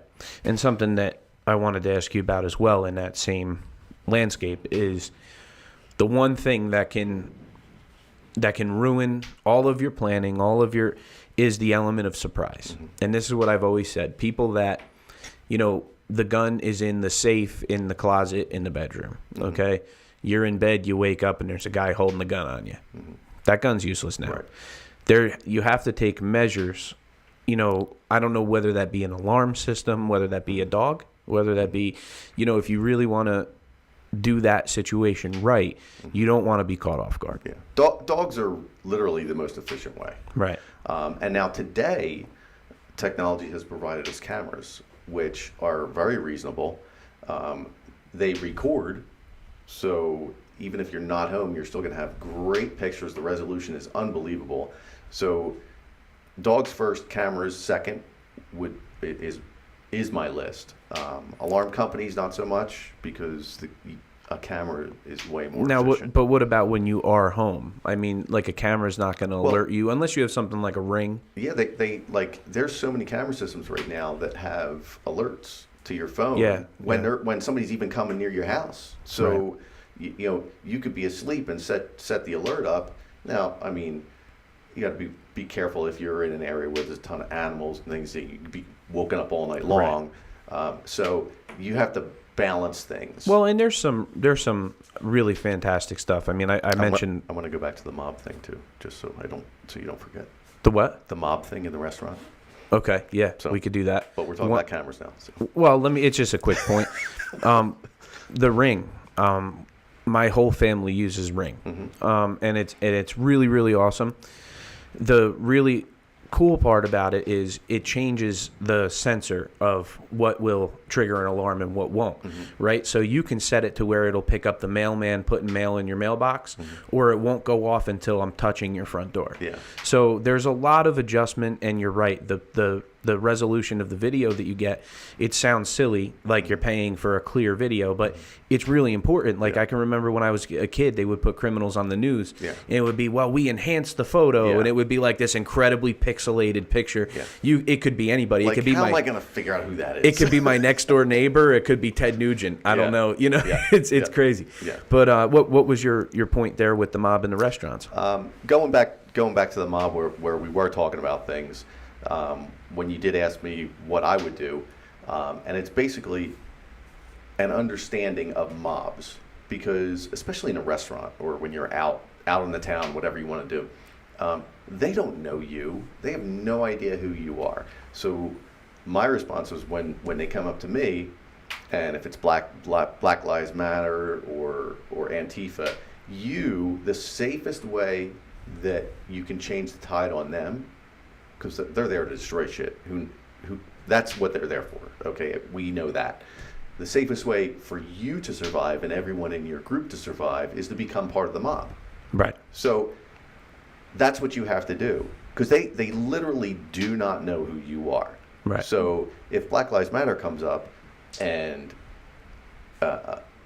it wants to berate you and do different things to you, you become Black Lives Matter and move kind of mold into that mob. Now, some people can't do that. That's just not in their mentality. It's not the best thing to do to survive, because you need to think about survival, and that's like a whole other topic. Right. Antifa, F the police. Like, that's like, let's destroy the government. Like, things like that. You need to mold into that mob to survive. Right. And as soon as you see an out, get out, get away from that. Which and doesn't require some kind of like ninja training. No, it requires no training. All you have to do is go, wait, I'm with you guys. Yeah, it's not hard, you know. It's not. Maybe pick up your dinner plate and throw it up against the wall, or do something. Right. You know, whatever they're doing. Like, whatever you got to do. Yeah. You know, and unfortunately, or fortunately, I don't know what. You know, I'm not really that kind of person, and I think it's really important too to understand what kind of person you are. You have to. Yeah, you have to. And there's a lot of easy things you can do. You know, applied adversity. I mean, you could just put yourself in any situation where there's competition or adversity, and do a little soul searching. Yep. Get in that. You know, go to pay the $50, support your local Taekwondo instructor. You know what I mean? Go in there and just ask them if you can hit mitts for a second with them, or roll. You know, go through the class and maybe do a little sparring. Find out how easily you get your ass kicked, number one. Right. Number two, find out what happens. Find out what happens to you. How do you feel? Is your heart beating so hard that you feel like it's in your throat? Yeah. Or are you cool as a cucumber? You know, figure out what the best course of action is. The worst thing you could do with a mob is misjudge them and, like, go against them and then have the mob pile on you. Yeah. Because they've already done it. It's more than enough times. I don't care if you're Bruce Lee, they're going to get you. And they have really, really destroyed people. And that's not, I don't want to see anybody in that position. And you know what it is, too? I don't know if this is really the goal. You know, people talk to me about, and I think since the election, we've all found out that we had a lot of left-leaning friends that we didn't know about. And I keep getting educated about these protesters. It's peaceful. It's these groups that the Republicans are sending to make it crazy. Okay, whatever. Whatever the goal is, whoever's who or whoever's paid to do what, here's the moral of the story. There is dozens of videos of these people that get in a hand-to-hand fight. They get knocked out, and then they get kicked in the face 30 times, and they die. And I don't know if the purpose of these mobs is to kill somebody, or if it's to send a message, or if it's just they're a little violent. I gotta believe in my heart that nobody wants to kill anybody. Right. But I think at the same time, people are so unaware of how easy it is to kill somebody. Well, the example I'm going to draw directly off of that is on my cover photo of Facebook right now. I have the cover picture of Ordinary Men. It's about the Reserve Police Battalion 101 from World War II and what they did from the late spring of 1942 for the next 11 months. And like the title suggests, it's ordinary men who were in a police battalion and facilitated and directly murdered a ridiculous amount of Jews. And that's the mob. So to understand the mob and what they're capable of, you can't just look at an individual and say that individual is out to kill someone today. Because, okay, there's psychopaths out there that are. But when the mob takes over, it's like a whole new dimension where they're empowering each other, and they'll do things that they never ever planned or wanted to do. Tribal mindsets. And it's really dangerous. And that tribal mindset, which is so prevalent today, is extremely dangerous. So to understand it is critical to your own survival, right, to anyone's survival. Right. Because they're capable of murdering people. Right.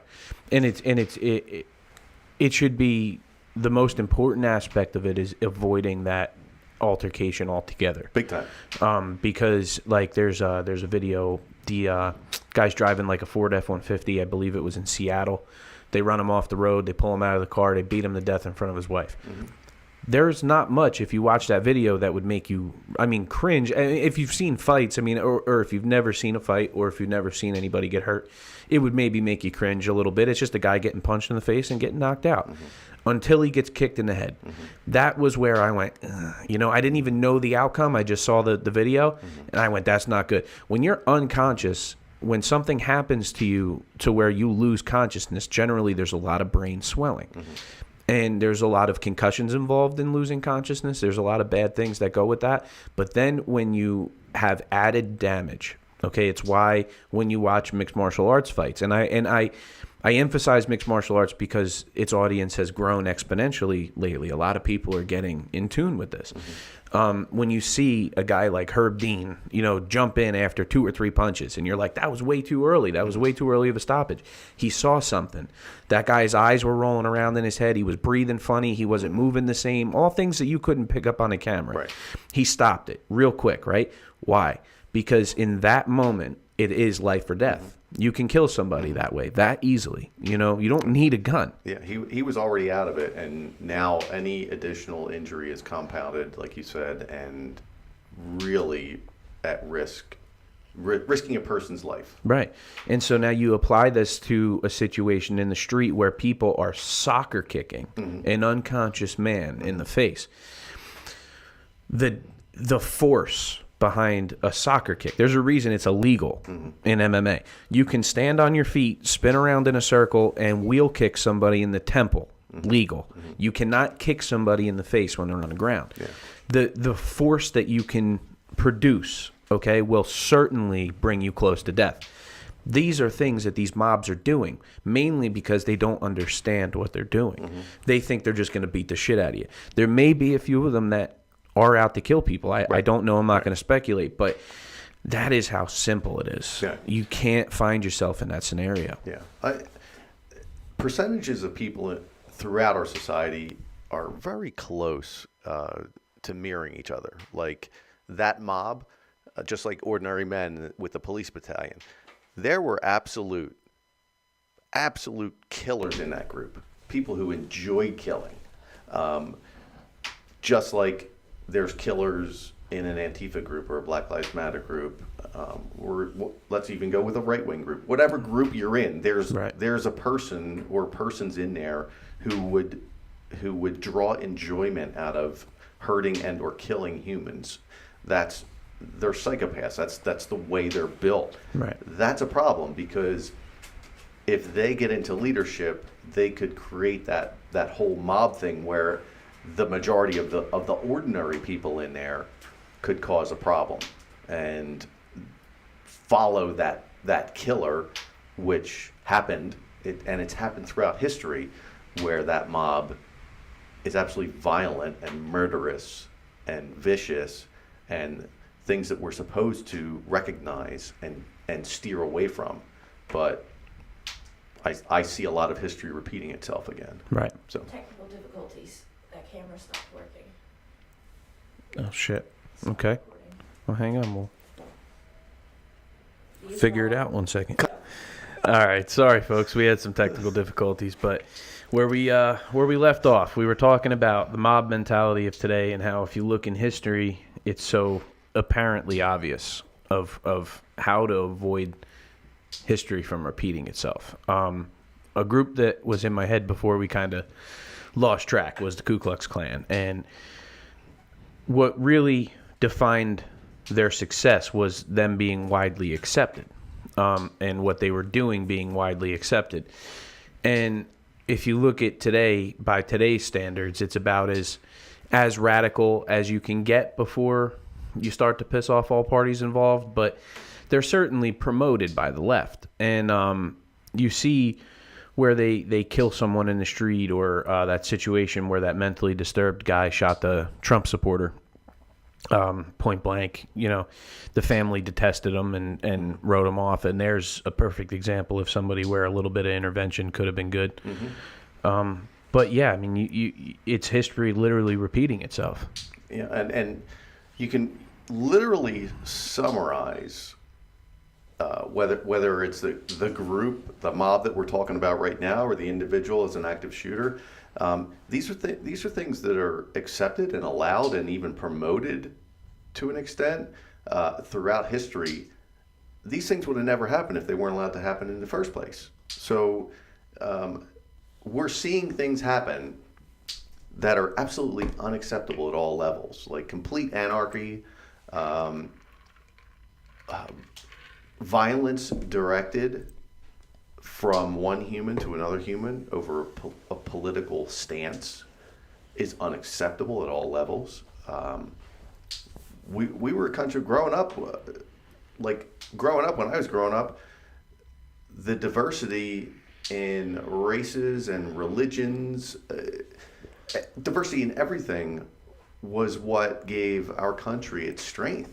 And that has been literally turned on its head today because they don't want diversity. They're pushing tribalism. They're pushing division, and people are eating it up. It's like a big plate of shit, and they're just eating it up. So you can look at history. All these things have been allowed. They're being allowed today, and it all has a breaking point. So are the so-called leaders going to step up and stop this and say enough? Or are they going to continue to allow it to happen till the breaking point? So that's what our future holds. Right. And there's something that people in the UFC started saying. The UFC fighters come from all over the world. And the fighters that come from outside of America may not come with the same technical skill. Sometimes they come with more technical skill. But they all come with this odd amount of toughness. And what they've began calling it is that immigrant mentality, right? And that's what America had was that toughness. We are and we're all immigrants. I think what you see, and that was very apparent in the 2020 election, was that Trump seemed to have a lot of the Latino vote, a lot of the immigrant vote, minority vote, primarily of that, a large number of it was working class males. Now, I think what was so terrifying to them and to a lot of us was that with Joe Biden came the radical left. And what they're pushing is socialism, which is knocking on the door of communism. Mm-hmm. And you see these Cuban Americans in Florida that are so passionately against that. Ask them why. Listen to some of their interviews why they're terrified of being under that dictatorship again, of having your rights stripped away from you and told when you can do things and where you can do things and who's going to protect you. And that's the direction we're going. I'm not saying that Joe Biden's in for the next 4 years. They're going to be working tirelessly of turning this country into, say, China. I'm not saying that. What I'm saying is electing Joe Biden and basically with Joe Biden comes obviously Kamala, but you wind up with Bernie Sanders, AOC, that whole radical left. You're nudging the ball down that hill. And I think these mobs, I think they all kind of have something in common where you may have a leader of the mob that understands the goal and what they're trying to achieve, but I'm not so sure that the people that are in these mobs completely understand what the goal is that they're pushing towards. And by causing the destruction and wreaking havoc on our cities and the poor Americans that literally lost their lives due to this, and as you said, not a religious stance, a political stance. Since when did America become a country where everybody was in this hive thinking of where I'm on the right, so I only think like people on the right. I'm on the left, I only think like people on the left. Whatever happened to the backbone of America, the independent thinker? Yeah, the simplicity of we can agree to disagree.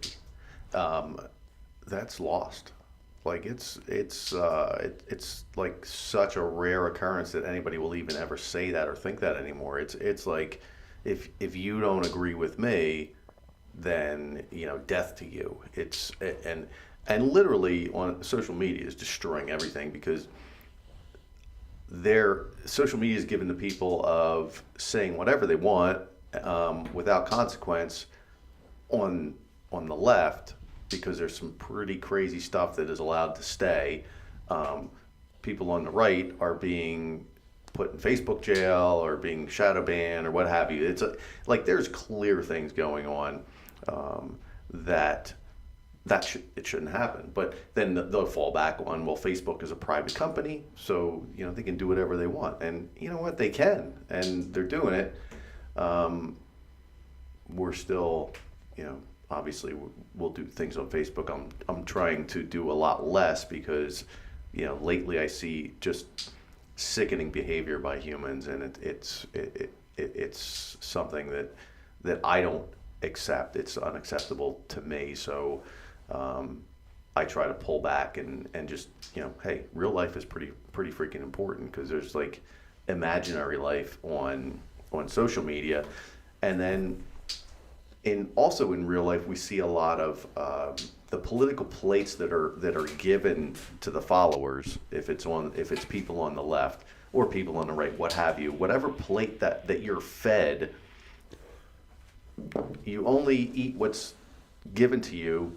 But with that socialist, and I go with neo-Marxist, communist, however the left direction is going, it's so far to the left that people just eat the plate that's given to them. It's a plate of utopia, and they fail to look any deeper at what's underneath the tyranny that would follow that type of government and way of life is unimaginable, unlike anything that we've ever seen in history. So because of what they're talking about, the reach is also so much different. Like when you look at history, you're 1,000,000% right, and I think that I would stick my neck out and say that most Americans realize the damage that social media is doing. There's a point within itself there. When you're talking about social media, the one big issue with it in terms of actual social interaction is preconceived notion, right? So if I'm friends with Steve Adams on Facebook and I see that Steve Adams shares Donald Trump is nominated for second Nobel Peace Prize, and I'm on the left, I say, oh, he's a Trump supporter. Now, fast forward 2 weeks, I run into you at the local bar. When I walk up to you, for whatever reason, the media as well as social media has driven this point home that if you're on the left or you're on the right, that we can't coexist. Now, knowing because of social media that you're on the right and I'm on the left, there's a preconceived notion.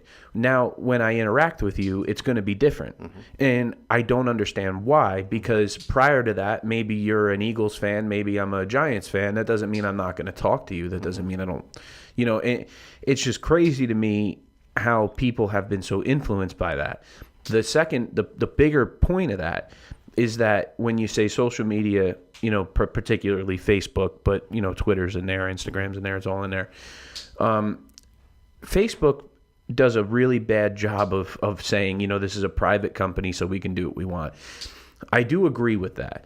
I think that if you look at ISIS recruitment happening through Facebook Messenger, if you look at, there's a lot of ways where Facebook needs to be able to put their foot down. But if I started a private company today, mm-hmm. and my sole goal was to deface the DNC, I would be denied a license. Mm-hmm. But it seems to be incredibly apparent that Facebook has an issue with the right, and it's not being handled fairly. So this is where you get into that sticky conversation of regulation. Mm-hmm. And I think that social media needs to be government regulated, but it's terrifying to even think about handing the government any more power at this moment. They're already way, way beyond. Like we're monitored in every way possible, and that's Snowden came out and took care of that one. Like when literally people in government were saying, no, we don't do anything like that. He came out and was like, oh yeah, we do. Yeah. We're doing it. We're doing it now. So, and they're so afraid of the information that he retains that even just as recently as publishing his first book, it was deshelved by the government, and also they kept his proceeds as well. Awesome. As a parting gift. And that government power that they have right now and are using goes right in line with my statement that the tyranny that will follow will be worse than anything we've ever seen in history, will be driven by that technology, because we are literally monitored at every step we make, everything we do. And the social media, what's driving that division, it's like literally on purpose. It's like we're a social experiment at this point. Being it's talked about with the election, where there's the companies out there that really came to front in the 2016 election and were absolutely used this past election, are taking the individuals that are on the fence, they call it, and hammering them with ads of one side or the other to get them into a tribe, to get them off of the fence. And they're literally being manipulated. We're all being manipulated in a certain way. And if you can't or won't, or say the government isn't doing anything like that, you're just so naive. It's crazy, because the stuff is happening. And you can, well, that's just conspiracy theories. It's like, it's all documented. It's happened, it's happening. And if allowed to continue, they're just getting further and further ahead of themselves. And to crack down, one of the guys I follow who survived the Balkan Wars, and he runs survival schools about it, his name's Selko. He talks about different things that will occur when the shit hits the fan. And one of the things that's really important is taking guns away from law-abiding citizens, because you have no way of defending yourself. When you take away guns, you can't defend yourself against guns. Even though the government has way bigger guns than we'll ever have. Like, civilians can't take their civilian guns and go against a tank. I mean, that's just stupid. Or go against a drone. Like, let's think on the grand scheme of things. Like, taking away guns from law-abiding citizens accomplishes nothing but making them completely defenseless. And throughout history, those defenseless people have been abused and destroyed. So there's so many things we can go into in that whole world that are happening today, and people need to accept that, and not even right and left. There's a huge reliance on government, but through different paths. Like, the right relies on government with certain things, and the left relies on government with certain things. But to rely on government at all, when it gets down to the small portion of people, they're not coming to save you. That's it. Like, this thing about, report your neighbors because if they have more than 10 people, they're a threat to COVID and super spreaders and this and that. Hello, your neighbors are supposed to take care of you if something goes wrong. And now they're literally encouraging neighbors to report other neighbors. And people are doing it. Like, it blows me away. Like, how could you ever do that? I think that people have a poor sense of forward thinking anymore. I think that's been ushered in the last decade with, why would you think? Your thinking's done for you. Yeah. You have not only a phone in your pocket, but a computer in your pocket at all times. Probably most people that'll click on this show will click on it on their phone. And at every turn, you run into somebody trying to tell you what you think. Mm-hmm. If you click on Facebook, there's now ads that you can't reject. There's now, sponsorships that Facebook pushes on you. There's all these algorithms. There was a comedian, Chris D'Elia. I believe it was Chris D'Elia. It was. That Google searched nothing, or YouTube searched nothing but puppy videos for like a month. And not only on YouTube, but across all of his platforms. I mean, Amazon, Google, every social media, every ad would be about, puppies, collars, leashes. The algorithm is in everything now. And when you say that they're surveilling you, people will generally use the okay, but for what? I don't do anything wrong. Why would they be surveilling me? Or if they are surveilling me, good for you. I don't do nothing wrong. It's at a much bigger level than that. It is down to what toaster you want for Christmas. You know what I mean? They know everything. It's legit manipulation. Yeah. Through social media, through marketing, and it's all to benefit. It's all to benefit the people we never see, who hold all the money. Right. And it's amazing. Like, it's amazing to me that manipulation gets us, regular people who struggle to make money and are out working, to give money to other charitable organizations, when that's all driven by the people who hold all the money, who would never do that. Right. Who could actually maybe solve some things, but they're in the shadows, and that's some real crazy shit. Right. And people, I think also that, and it's a pretty normal, it's like a knee-jerk reaction for some people to say, the government would never do that.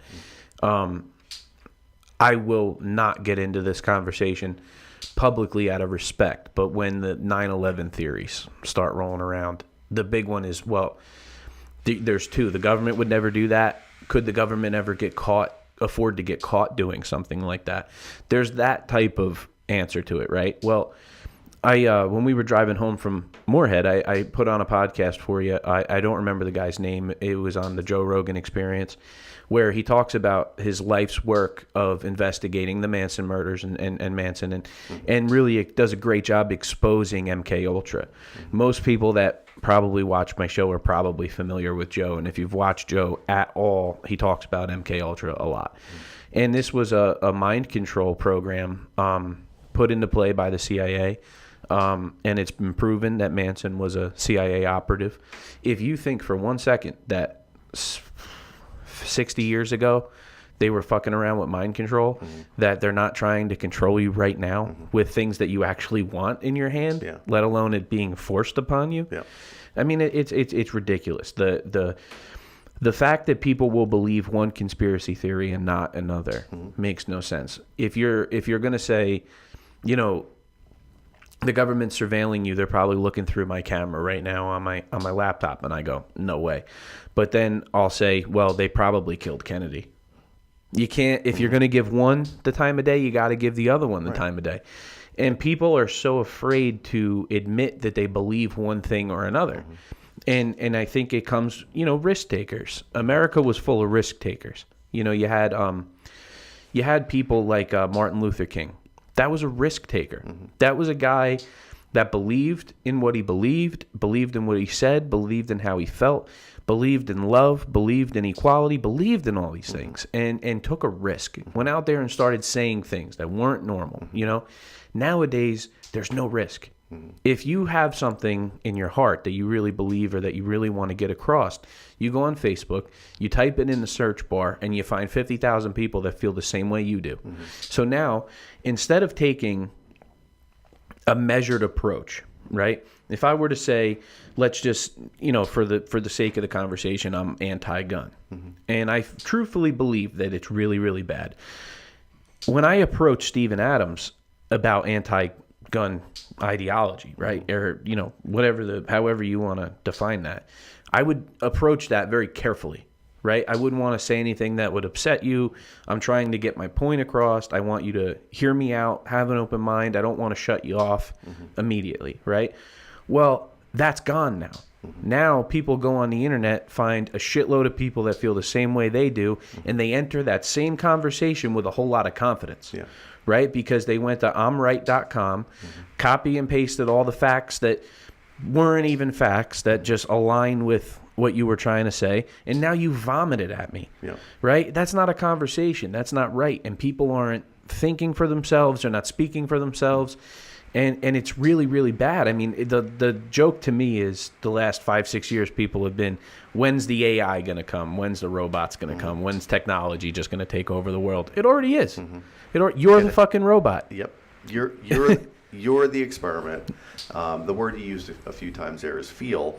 The groups that are doing all this social manipulation have figured out a long time ago, and are using it to their massive benefits, is we are creatures of emotion, and our emotions will overrule our thoughts if you don't have that control. If you are able to think for yourself, and a lot of people will be like, well, I can think for myself, but then they're in an echo chamber and they can't get out of it, and they don't even know they're in it. So, that's an issue where, at least look at where you're at. Am I in an echo chamber? Like, okay, I'm in an echo chamber to a certain extent. I still try to think for myself, but I'm also able to say, yeah, I'm in an echo chamber because I have conservative beliefs, and that's my echo chamber. I won't delete, block, not talk to people who aren't conservatives, because that's not me, because I want to hear what they have to say. I've been blocked by who knows how many because they don't want to hear what I have to say. Right. And that's on them. It's not on me. And you stumbled onto a really important thing there, where you spoke about an echo chamber, which is exactly what we're in right now. I hear the echoing. And sorry for the folks at home, man. It's pouring out, and I'm in a steel building. But the echo chamber was bad enough. Now you've coupled it with cancel culture, okay, to where the echo chamber gives everybody safety, right? Everybody feels the same way. Everybody says the same thing. Everybody sees the same way, And then you have the cancel culture, where what it takes to swing around an echo chamber. If you have a hive mentality of a bunch of people that all feel the same way, think the same way, striving towards the same goal, there's a point where, if that goal that they're striving towards is bad, there's a point where a group of those people will realize that. Cancel culture has taken that group and made them irrelevant. So now we're the blind literally leading the blind. And what's terrifying about it is, look at the importance that the American people have placed on the opinion of celebrities. That is fucked up. Yeah. I've heard more people say to me, I'll never watch a Robert De Niro movie again, because he hates Donald Trump. Yeah. First of all, who gives a fuck what Robert De Niro thinks? If you don't want to watch his movies anymore, don't watch his movies anymore. But who gives a fuck what Robert De Niro thinks? Yeah. If Robert De Niro came here and sat down in that chair over there and said, here's my credentials, here's my qualifications, I served in this form of government, and I was this and I was that, and I can tell you from my long-standing career that Donald Trump just wouldn't be a good president. I'd say, all right, I don't agree with you, but you presented a case. I understand. If your credentials is you were really good at talking like this, get the fuck out of here, man. I don't want to hear what you have to say. Yeah. But they're taking advantage of that emotional connection with a fan base who literally listens to them and idolizes them. Mind control. It really is. People don't realize that it doesn't have to be so extreme. It doesn't have to be, when I say mind control, people think I'm going to go, Sam brings me a Hot Pocket. Doesn't work. You know what I mean? What mind control is for a week while she's sleeping, I said, bring me a Hot Pocket.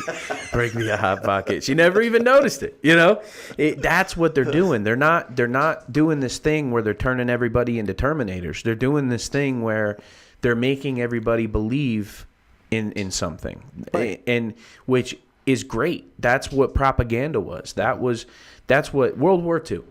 The political campaign in World War II that revolutionized this country to fight a war across an ocean against the most formidable opponent ever, right?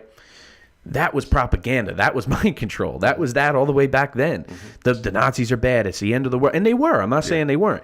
But that was what they did. They drove the American people to believe in something. And that, in and of itself, is probably the most powerful thing on earth. Yeah. And it happened after 2001. 9/11. They've learned how to manipulate us, and they're manipulating us every day. Every day we're into our phones or into our computers, on social media. It's complete manipulation, and it's pretty dangerous. Yeah. So. And people's, I think people's faith has diminished. That's another thing. Faith, however you feel about faith. I recognize that there's people that don't believe in a religion or don't, whatever the case may be. Everybody has faith in something, and with that being somewhat removed from America, removing it from schools, removing it from, whatever, it's not a good thing because it kept people in check. People don't have faith that the information they're receiving is true. There was about a year's time where people would come up to me and say, "Did you see that video on Facebook?" And I go, "Nah, none of them things are true." That's how I used to feel. None of that's true. Yeah. It's all bullshit. And I felt that way. And for some reason now, when I watch right-wing videos, I go, yeah, that person's definitely trying to take over the world. Because and I realize that in myself. I used to look at that and go, that's bullshit. Yeah. But now I look at it and my head goes, Bill Gates, why is he making vaccines? It's bad. They've conditioned you to not think for yourself. Yeah. Why? Let's just, the people who are doing this, let's just say, let's make things easy for the masses. Like, they don't have to think about anything, and it's that much easier to control them because they don't have to think. And at that level, like, hey, if I don't have to think, well, that's an easy life, so I'm going to do it. And then look at how they classified the people that would be the opposite of what you're describing, right? Look at the welfare versus working class argument, right? Why should the working class pay for all these lazy people? Some people really need welfare. There's a lot of people that rape the system. And so you look at that argument and you think to yourself, why am I going to work so hard to give it away to somebody else? Why am I going to, right? And it creates this division. They've been learning how to control both sides of that argument forever. Yeah. They've kept us pitted against each other. They've kept... If America would have said, we need welfare because you're an able-bodied American, you have drive, you have a job, you're successful, you're good in life, all of these things have been afforded to you by a bunch of people that work really hard to keep this country safe and whole, right? It is your duty to take care of your neighbor.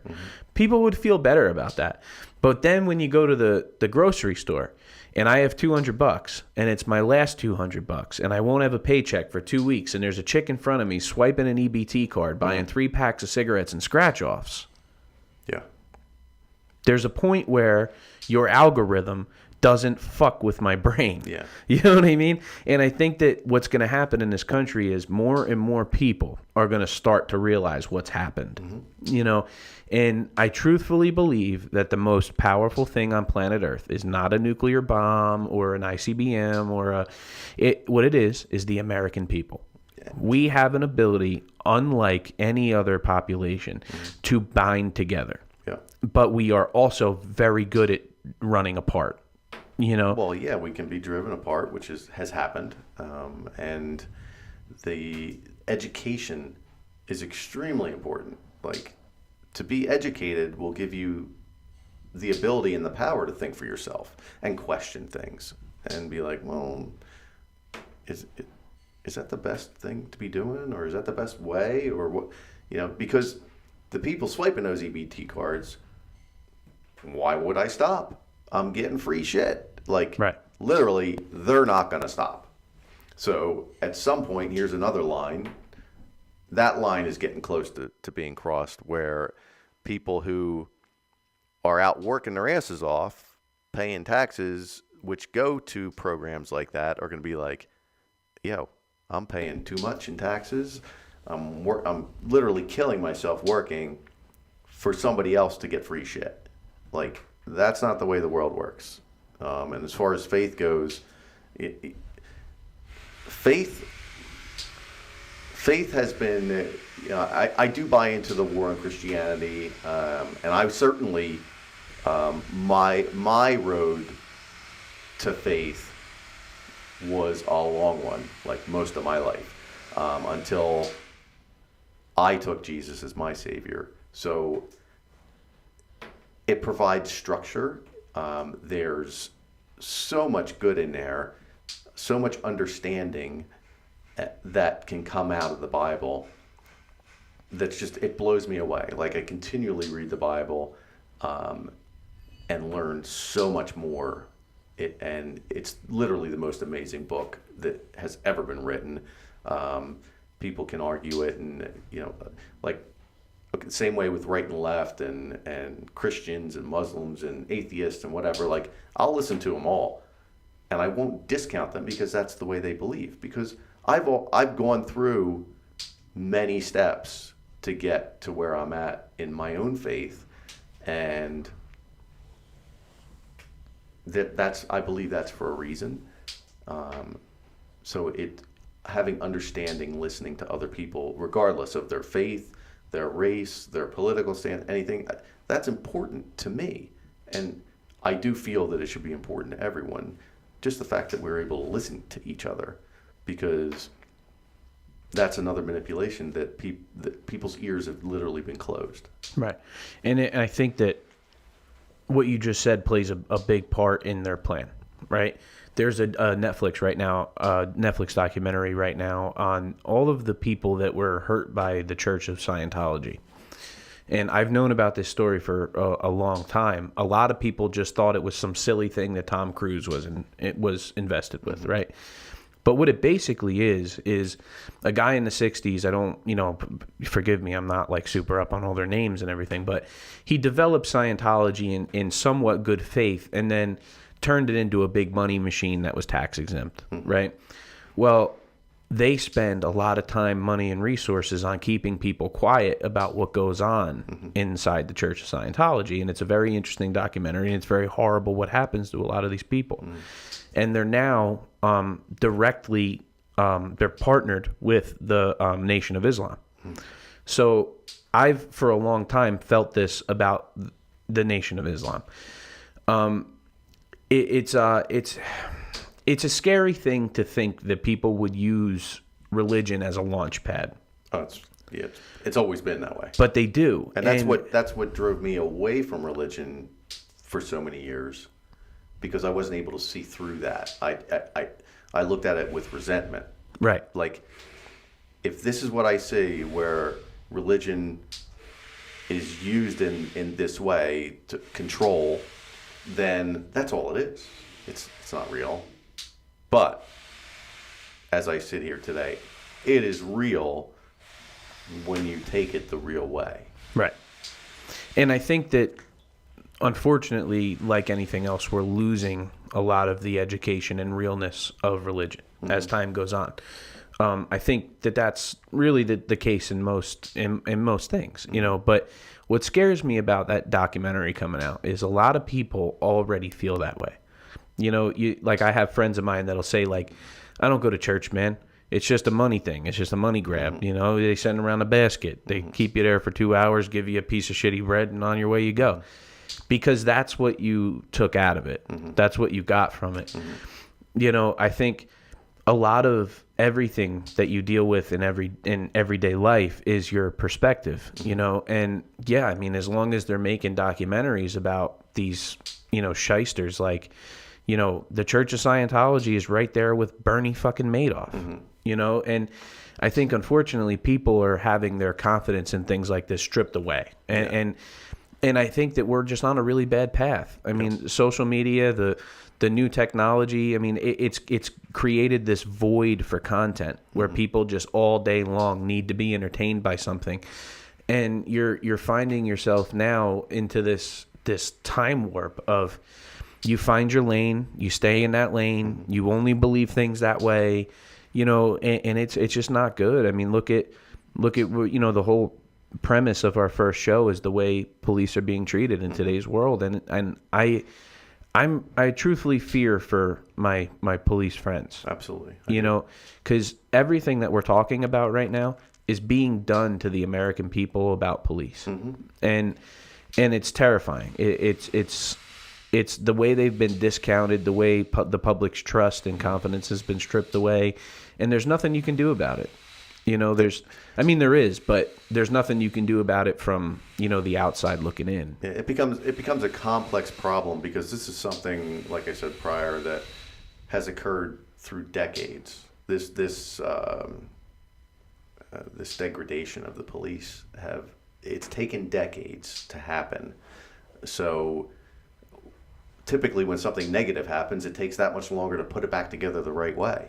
Right. So it's become a complex political problem at this point where people in politics are literally using the police to benefit them, to benefit whatever agenda they want, and to fix that is going to take, it's such an uphill battle, and so many years and commitment from other individuals who would support the police and see a problem, and then you can't just replace the people who are doing these evil things with the police. You now have to have this whole community understand or be reprogrammed to be like, you've just been fed a bunch of shit for the last 3 decades, and for the past decade, like even 15 years, it's really been bad. Right. It was all wrong. Here's the right way. Like, who's gonna fucking believe that? Right. Like, unfortunately, what you just said applies to everything. it does. It applies to absolutely everything. The way people think about the political system, the way people think about our governing body, everything. That's what it is. The last 30 to 40 years, the manipulation of the public's thought process has been in full play, and it's been a full court press. Right. They haven't stopped on any wavelength. No. And I don't see it slowing down. Yeah. I think that the sad truth of the time period we're in now is America is gonna change. It's happening. We're in a transition. Yeah. And I think there needs to be Americans and American patriots and God-loving people that can stand up and say, "Hey, we can't lose these core values." Yeah, I agree. And here's something I disagree with, which it's something that has occurred literally over the past 20 years.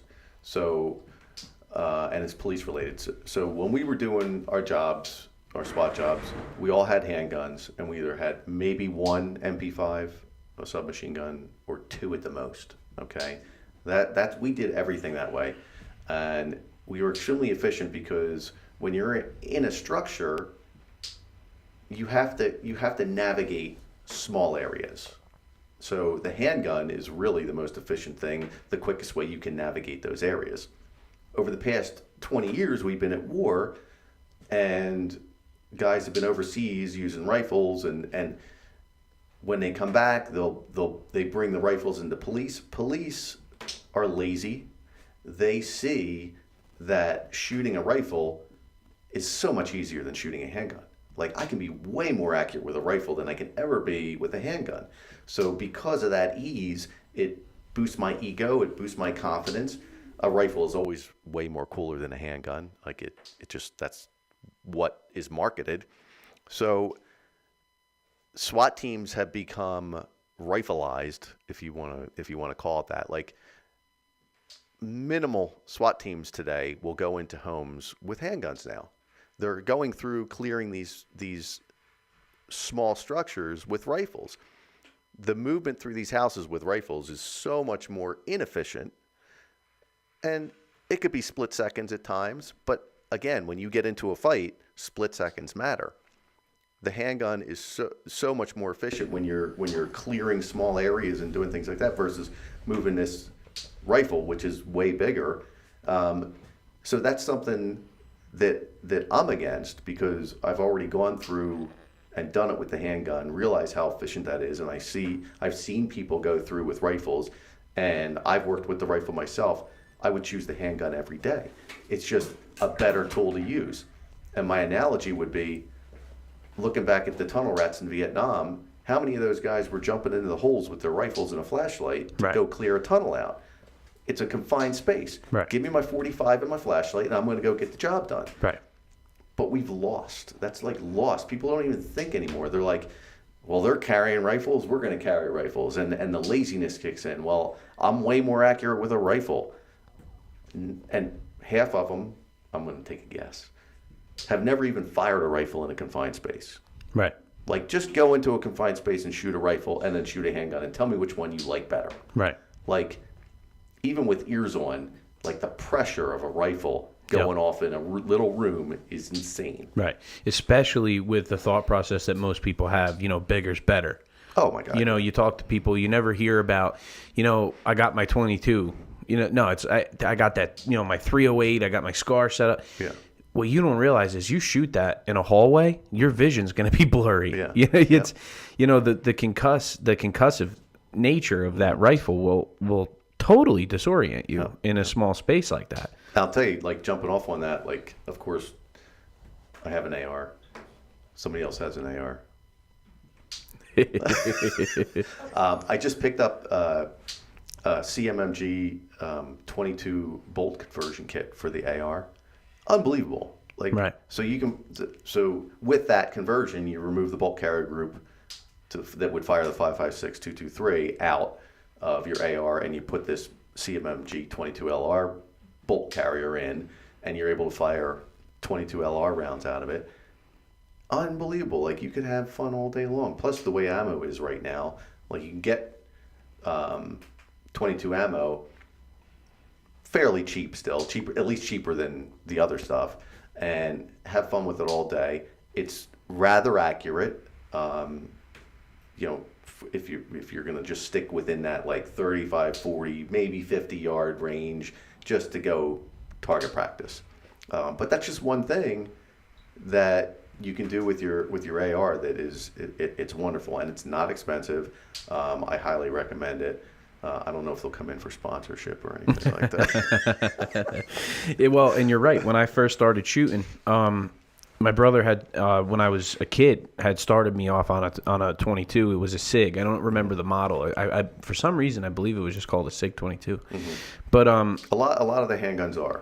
Well, like, this was a rifle. Yeah. And I thought I was invincible. Mm-hmm. I could hit anything, do anything. It was light. Mm-hmm. There was no recoil. My shoulder didn't hurt. My ears didn't hurt. I had an enjoyable day of shooting, mm-hmm. right? But what the big picture of that is, I came away ultimately very confident in using that firearm, right? There was nothing to scare me. There was nothing. It was really a good round to start off with. And if people want to say, 22s aren't, necessarily powerful enough. Well, what do you need? Yeah.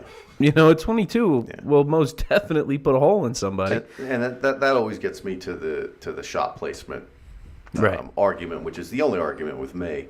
I don't care what you have. Like, the trend in ammunition, I'll say right now, is 9mm. Like, a bunch of government agencies have switched to 9mm over the past few years. Civilian population is all over 9mm ammo, so much that you can't even get it right now.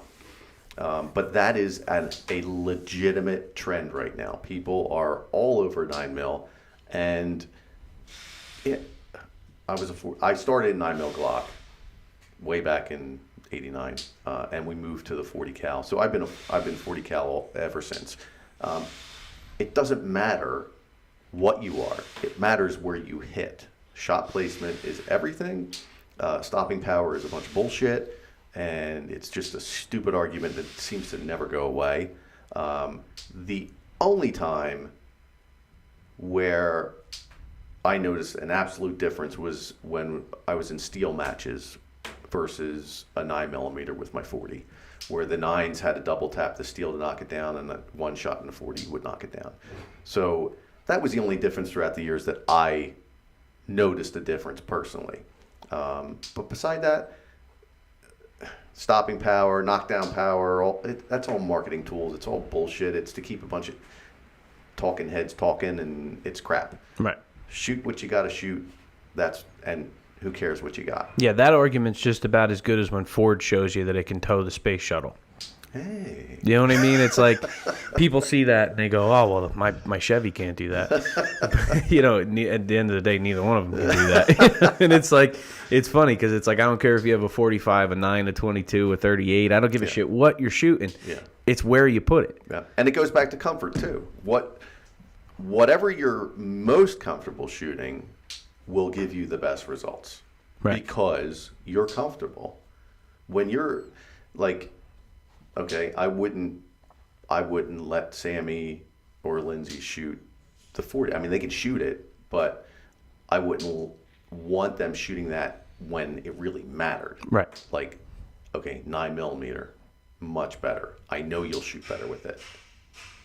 And that's the way it works. Right. Because it's a more comfortable round. Again, back to, and it's so funny, maybe I'm onto something, but back to the golf thing. When you have somebody start off playing golf, you don't hand them a driver, you hand them a 9-iron. Something that's easy to hit, you know? And it's funny because people always relate this conversation to some kind of like, you know, either people are like terrified by what we're talking about. Why would you want a gun? It kills people.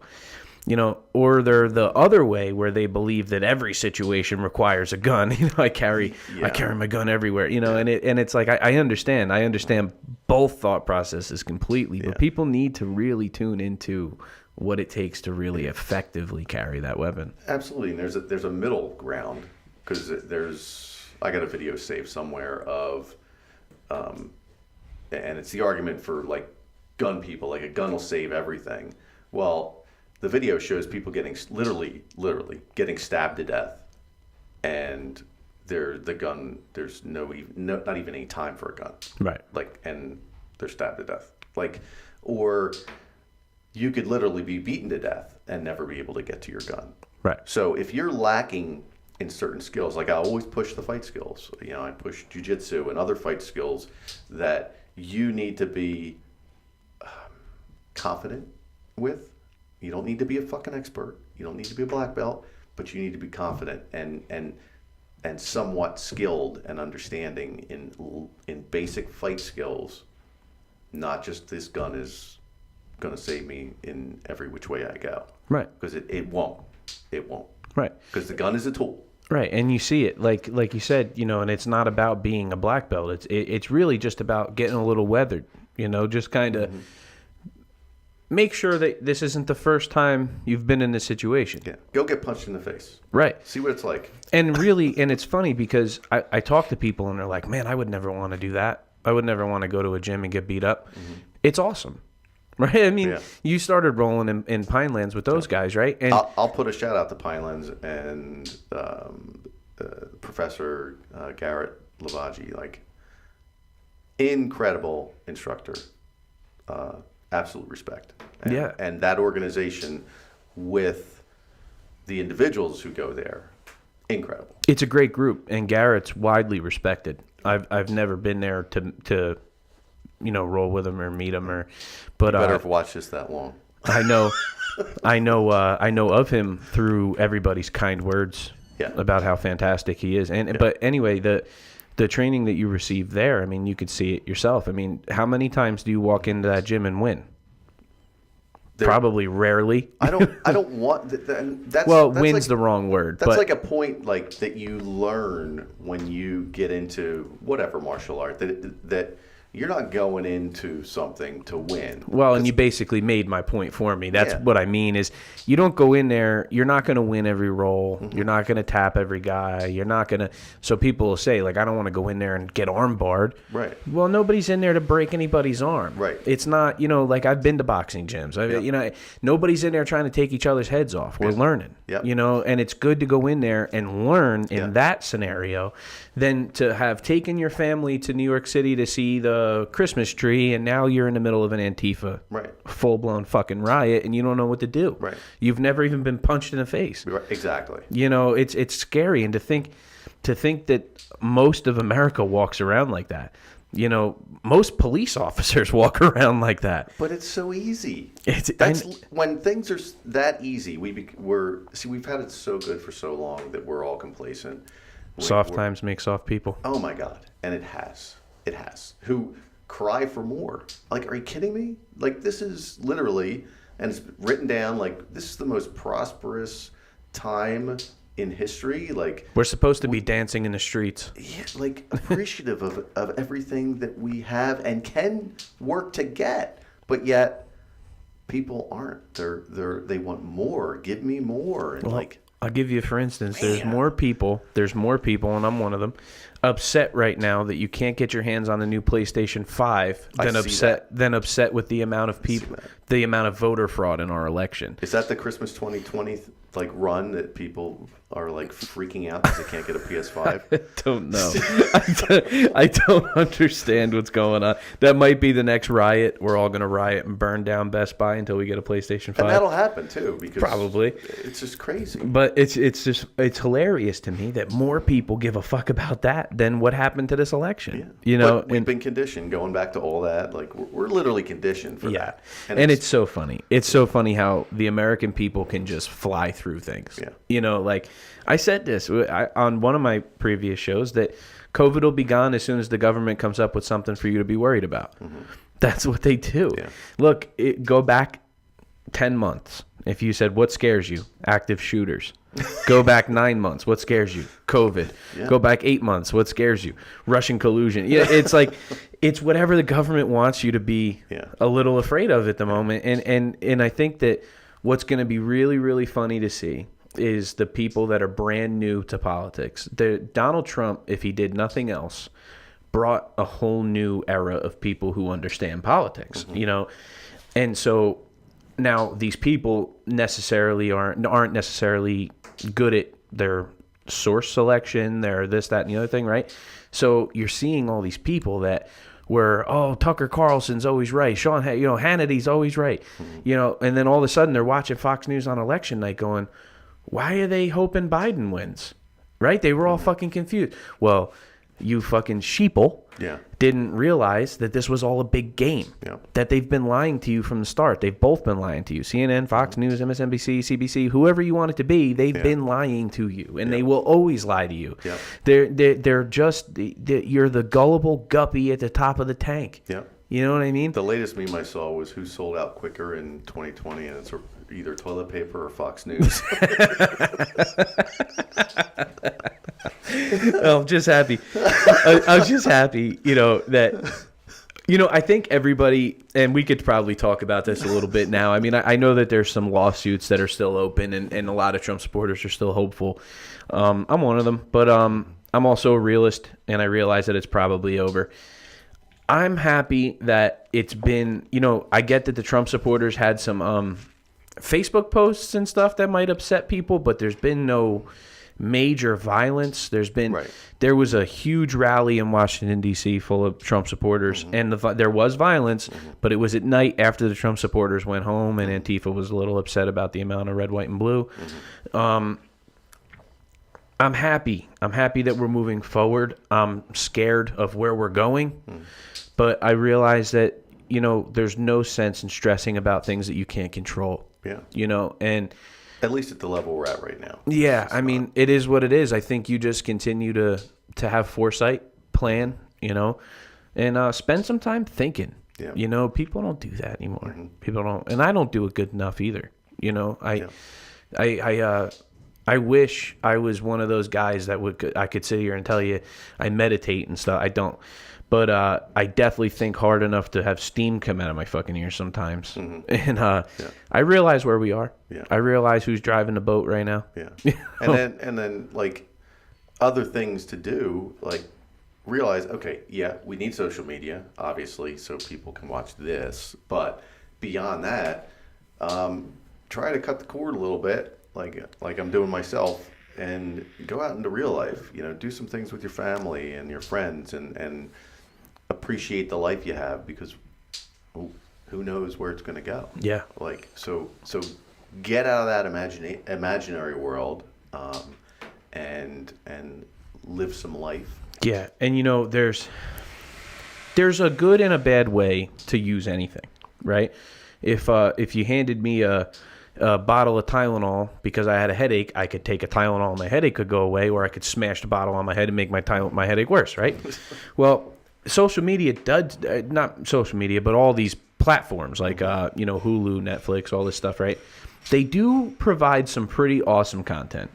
If you're looking for awesome content, if you want to wallow in a hole of depression and conspiracy theories, have at it. Yeah. I do that too. But there's some awesome shit, man. I just over the weekend for the first time watched the documentary. It's been out for a couple of years now. Free Solo. Have you ever seen that?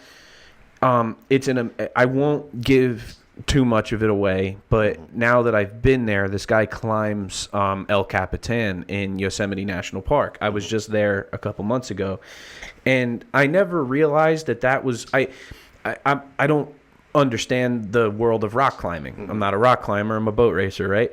So when I saw that come out, I'm like, oh, that's crazy. This guy climbs shit with no rope. But there's been people that string a tightrope between towers in New York City and walk across it. I mean, there's all kinds of crazy shit. Well, here's what changed. We went to Yosemite National Park. First of all, I can tell you right now, I have never seen anything this beautiful. We obviously drove through it. I was there with my mom and my aunt. My mom had a little bit of altitude sickness. Wasn't adjusting to it well. We were 12,000 feet up, which is really high. And, so we drove through most of it to be safe. We got to what they call Glacier Point, which looks at what would be depicted as Half Dome in the documentary. And what it is where a glacier had broke.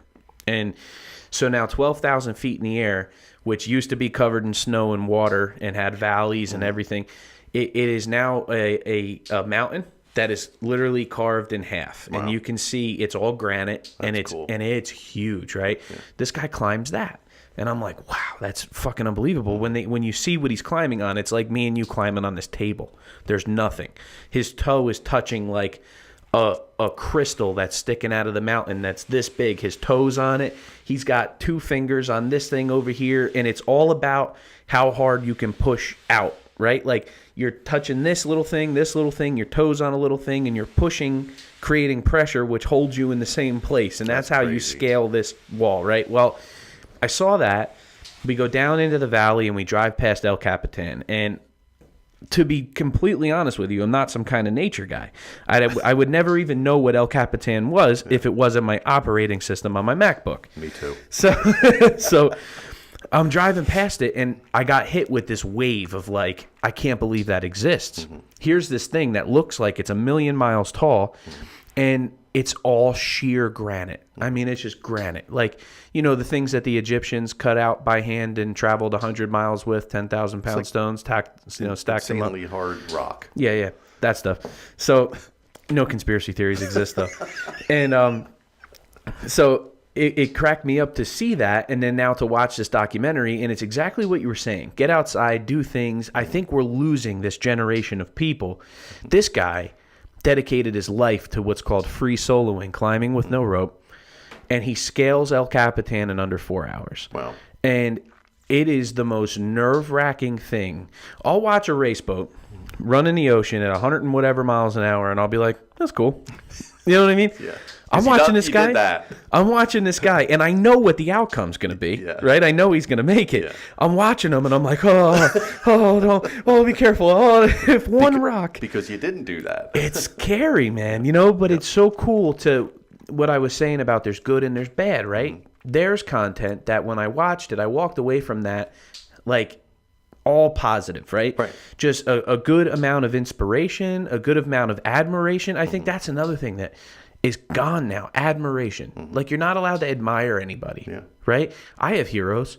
I'm not ashamed to say it. I have people that I believe are light years better than me at what I do. People, you hear these people talk about, especially in the boat racing community, I'm the best there is. I'm the best there was. I won all these races. Or, I mean, I love Bob Teague. Much respect to Bob Teague, but like he claims to have won like 1,000 boat races or something, And it's like, to me, it's not about that.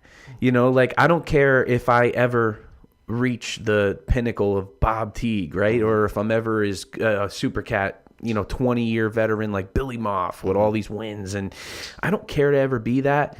I enjoy being a fan. I enjoy being inspired by it. I enjoy, Billy in 2000, I believe 17, ran against my brother in AMH. It was their first year, him and Aaron.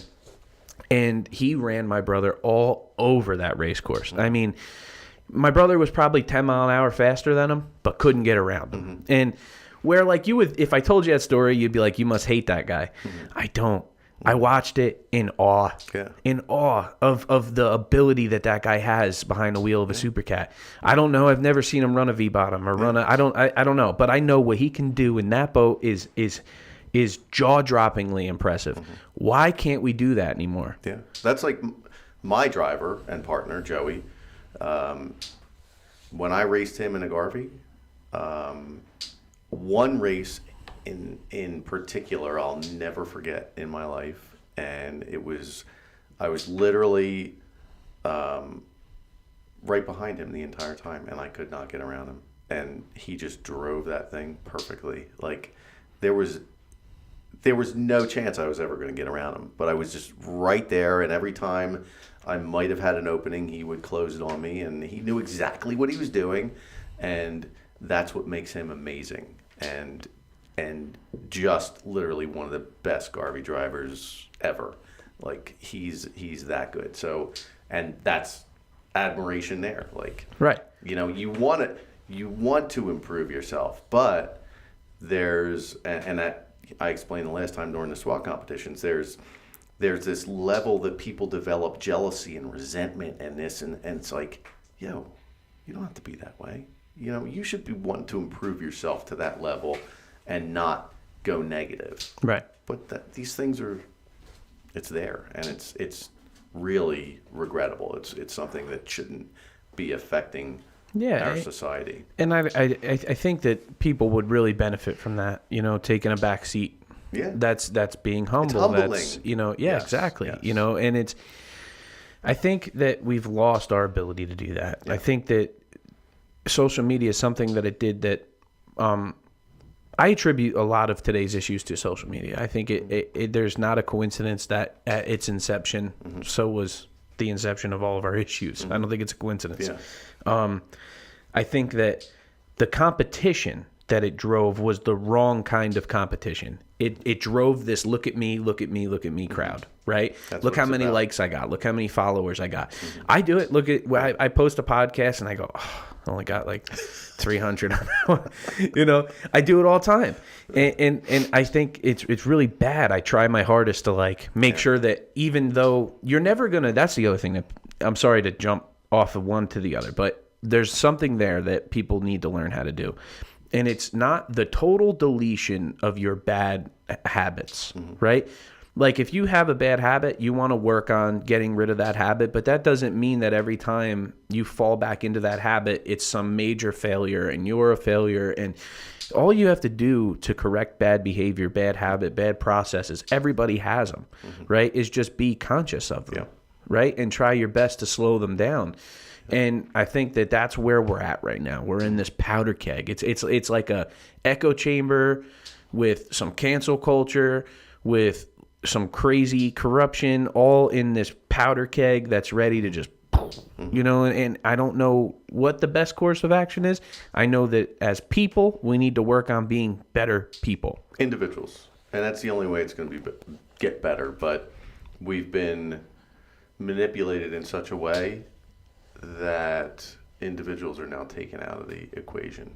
So it's going to be near impossible to fix. On a lighter note, talking about platforms like Netflix, the last movie I just watched was Wheels of Fortune. And I know this is like totally random, but one of my Facebook friends put one of those things, you know, you put something out there, you're like, well, name a TV series I can watch or movie. So in the comments, one dude says, watch Wheels of Fortune, our crew's in it. So I'm like, all right, I'll watch it. It was a boat racer. So I eventually saw who it was, which really cracked me up. But Wheels of Fortune, this race crowd who watches this video, this podcast, it is freaking hilarious. It's absolutely stupid, but it's well worth the watch, and it's fucking hilarious. I'll check some of that out. I haven't seen that myself. It's hilarious. I'll check it out.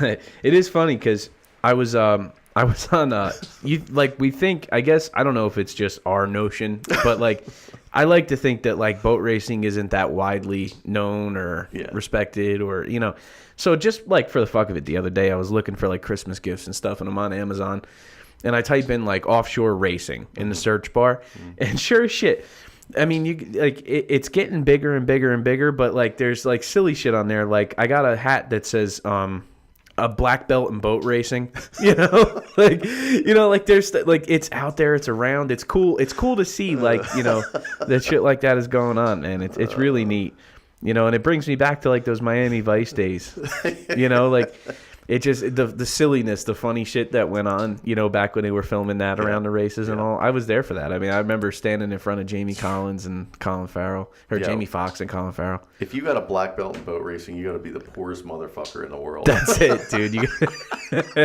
I think I should give that hat to Rob Lauer. He deserves it. He's got a black belt in boat racing. If anybody's got one, that's grassroots. He deserves it more than anyone, dude. And congrats to him, man. They ran their ass off in Moorhead. I haven't actually done a show since the Worlds, and congratulations to all of our champions and participants, man. Absolutely. And congratulations to the best goddamn pace boat on the planet. Oh, that's Steven Adams. You're the first guy that has ever come to pace a race with his pace boat where after the race I've had people taking up collections to keep you there. You're like, man, we'll pay for Steve the trailer to boat to the next race. That was actually the one race that we all had the most fun at ever. Like, it was like the best race ever. We had a blast. Yeah. You know what I think it is people got back to one thing that's coming of all these lockdowns and wear your mask everywhere and do this and do that, is we realized how much we took for granted. And it was really evident in that Moorhead City race, the second one there. The first one, everybody was kind of like on eggshells. Yeah. Right? That's how I felt. That's how I feel like interacting with people. That's how they felt as well. Yeah. Like that at any moment we could do something that would put something in jeopardy, or everybody was very careful, which is great, and everybody was still careful and safe on the second one, but everybody kind of put their guard down for a second, and we got back to just being normal, being people. Yeah. And what a great time, man. What a blast. Yeah. And there was so much good that came of that. Shout out to Matt Soper, won a world championship this year, first year out. Yeah. It's really been a good run considering. Yep. We did good, pulling 3 races together. I mean, 2 in Moorhead and then the 1 invitational in Lake of the Ozarks. And we're shout out to Team Ladies Choice leader Lindsay. Oh, of course. And then also Jim, who, without him flagging, we wouldn't have gotten as many compliments as we did. So that was a great roundabout team. And then having the opportunity on Saturday, where there were no races, to like literally do idle laps around the island with like Scotty B and Smitty got on there, and Anthony, and we were literally just like driving around. It was like the best day ever. So, we had it was an amazing time in Moorhead City with the best crowd ever and being normal. Yeah, and thanks to Jeff and DJ, and the whole staff for making that happen, because they produced the environment. Mm-hmm. They really did. I mean, we go in, I hate when I say this, I do this a lot, because when I say we go or we do this or we do that, it's because I'm at every single event. Yeah. I mean, when I say we, I mean me. When I go to certain places, you run into, forms of the Gestapo. Mm-hmm. You can do this, you can't do that. You get yelled at, you get this, you get that. And that's my nature. I get in trouble all the time. Mm-hmm. But like we got down to Moorhead, and like I'd see DJ like trying to tell somebody like, hey man, you can't barbecue right here in the street. Like we got restaurants that paid money to be a part of this, and but it goes back to that adage of like there's 2 ways of saying something. Yeah. And talk about people that really understand how to say things the right way. Yeah. Those people down there in North Carolina, all of them. The fans, the community, Jeff, DJ, the whole staff, they all are such polite, awesome, stand-up people. I mean, it afforded us to have that best day ever. Absolutely. And so thank you guys. Thank you, Moorhead City. It was an unbelievable event, and we will 100% be back. Yeah. No doubt. Made 2020 normal for a good time. That's it. I think I'm going to put that on a T-shirt. Morehead City made 2020 normal again. Huge. Huge. It was a huge event. Huge. We just got to move that spectator fleet back a little bit. But no, buddy, it was a good time. Thank you for your help down there. And you got anything else you want to fire off? Good for now. I think. How long have we been talking? A long fucking time. Awesome. Awesome. So, like, if anybody actually sits through this whole thing and put in the comments, if you have comments, like, yeah. if you want a part 3, and if there's any details that we didn't cover or we may be able to cover in the future, then yeah, let us know. Throw it down there, and maybe we'll hit on some things, because we tend to, like, we sit down and we're all over the place, which is a lot of fun for us, and it's fun for people too, man. We're back to solving the world's problems. There's a reason why I refuse to change my show. From, I've had a lot of people, and I'm sorry for anybody that this upsets, but a lot of people tell me, you would do way better doing 20-minute shows or 40-minute shows. I might, but to me, there's no substance to it. Yeah. Like how you say people might not enjoy us jumping around a lot. Yeah. That's just how people talk. Yeah. And people are just now stumbling on. And it's your show. Well, and that, and people are just kind of now stumbling on how much they long for dialogue. Yeah. And I think it's good. I think, everything that we talk about comes from a good place, whether we're right or wrong, or whether you agree with us or not. I meant it in the best way possible, and people enjoy it, man. Yeah, that's cool. It's a good time. But I could dig it. Yeah, man. Thanks a lot for coming in. I appreciate it. I appreciate you having me, and always willing to return. Yeah, well, you'll be back. Thank you, Steve Adams. Thank you, Bo Shield. T9 brought you this podcast. I appreciate it, guys. Hopefully do some business with you here in the future. Labels out. Have a good one.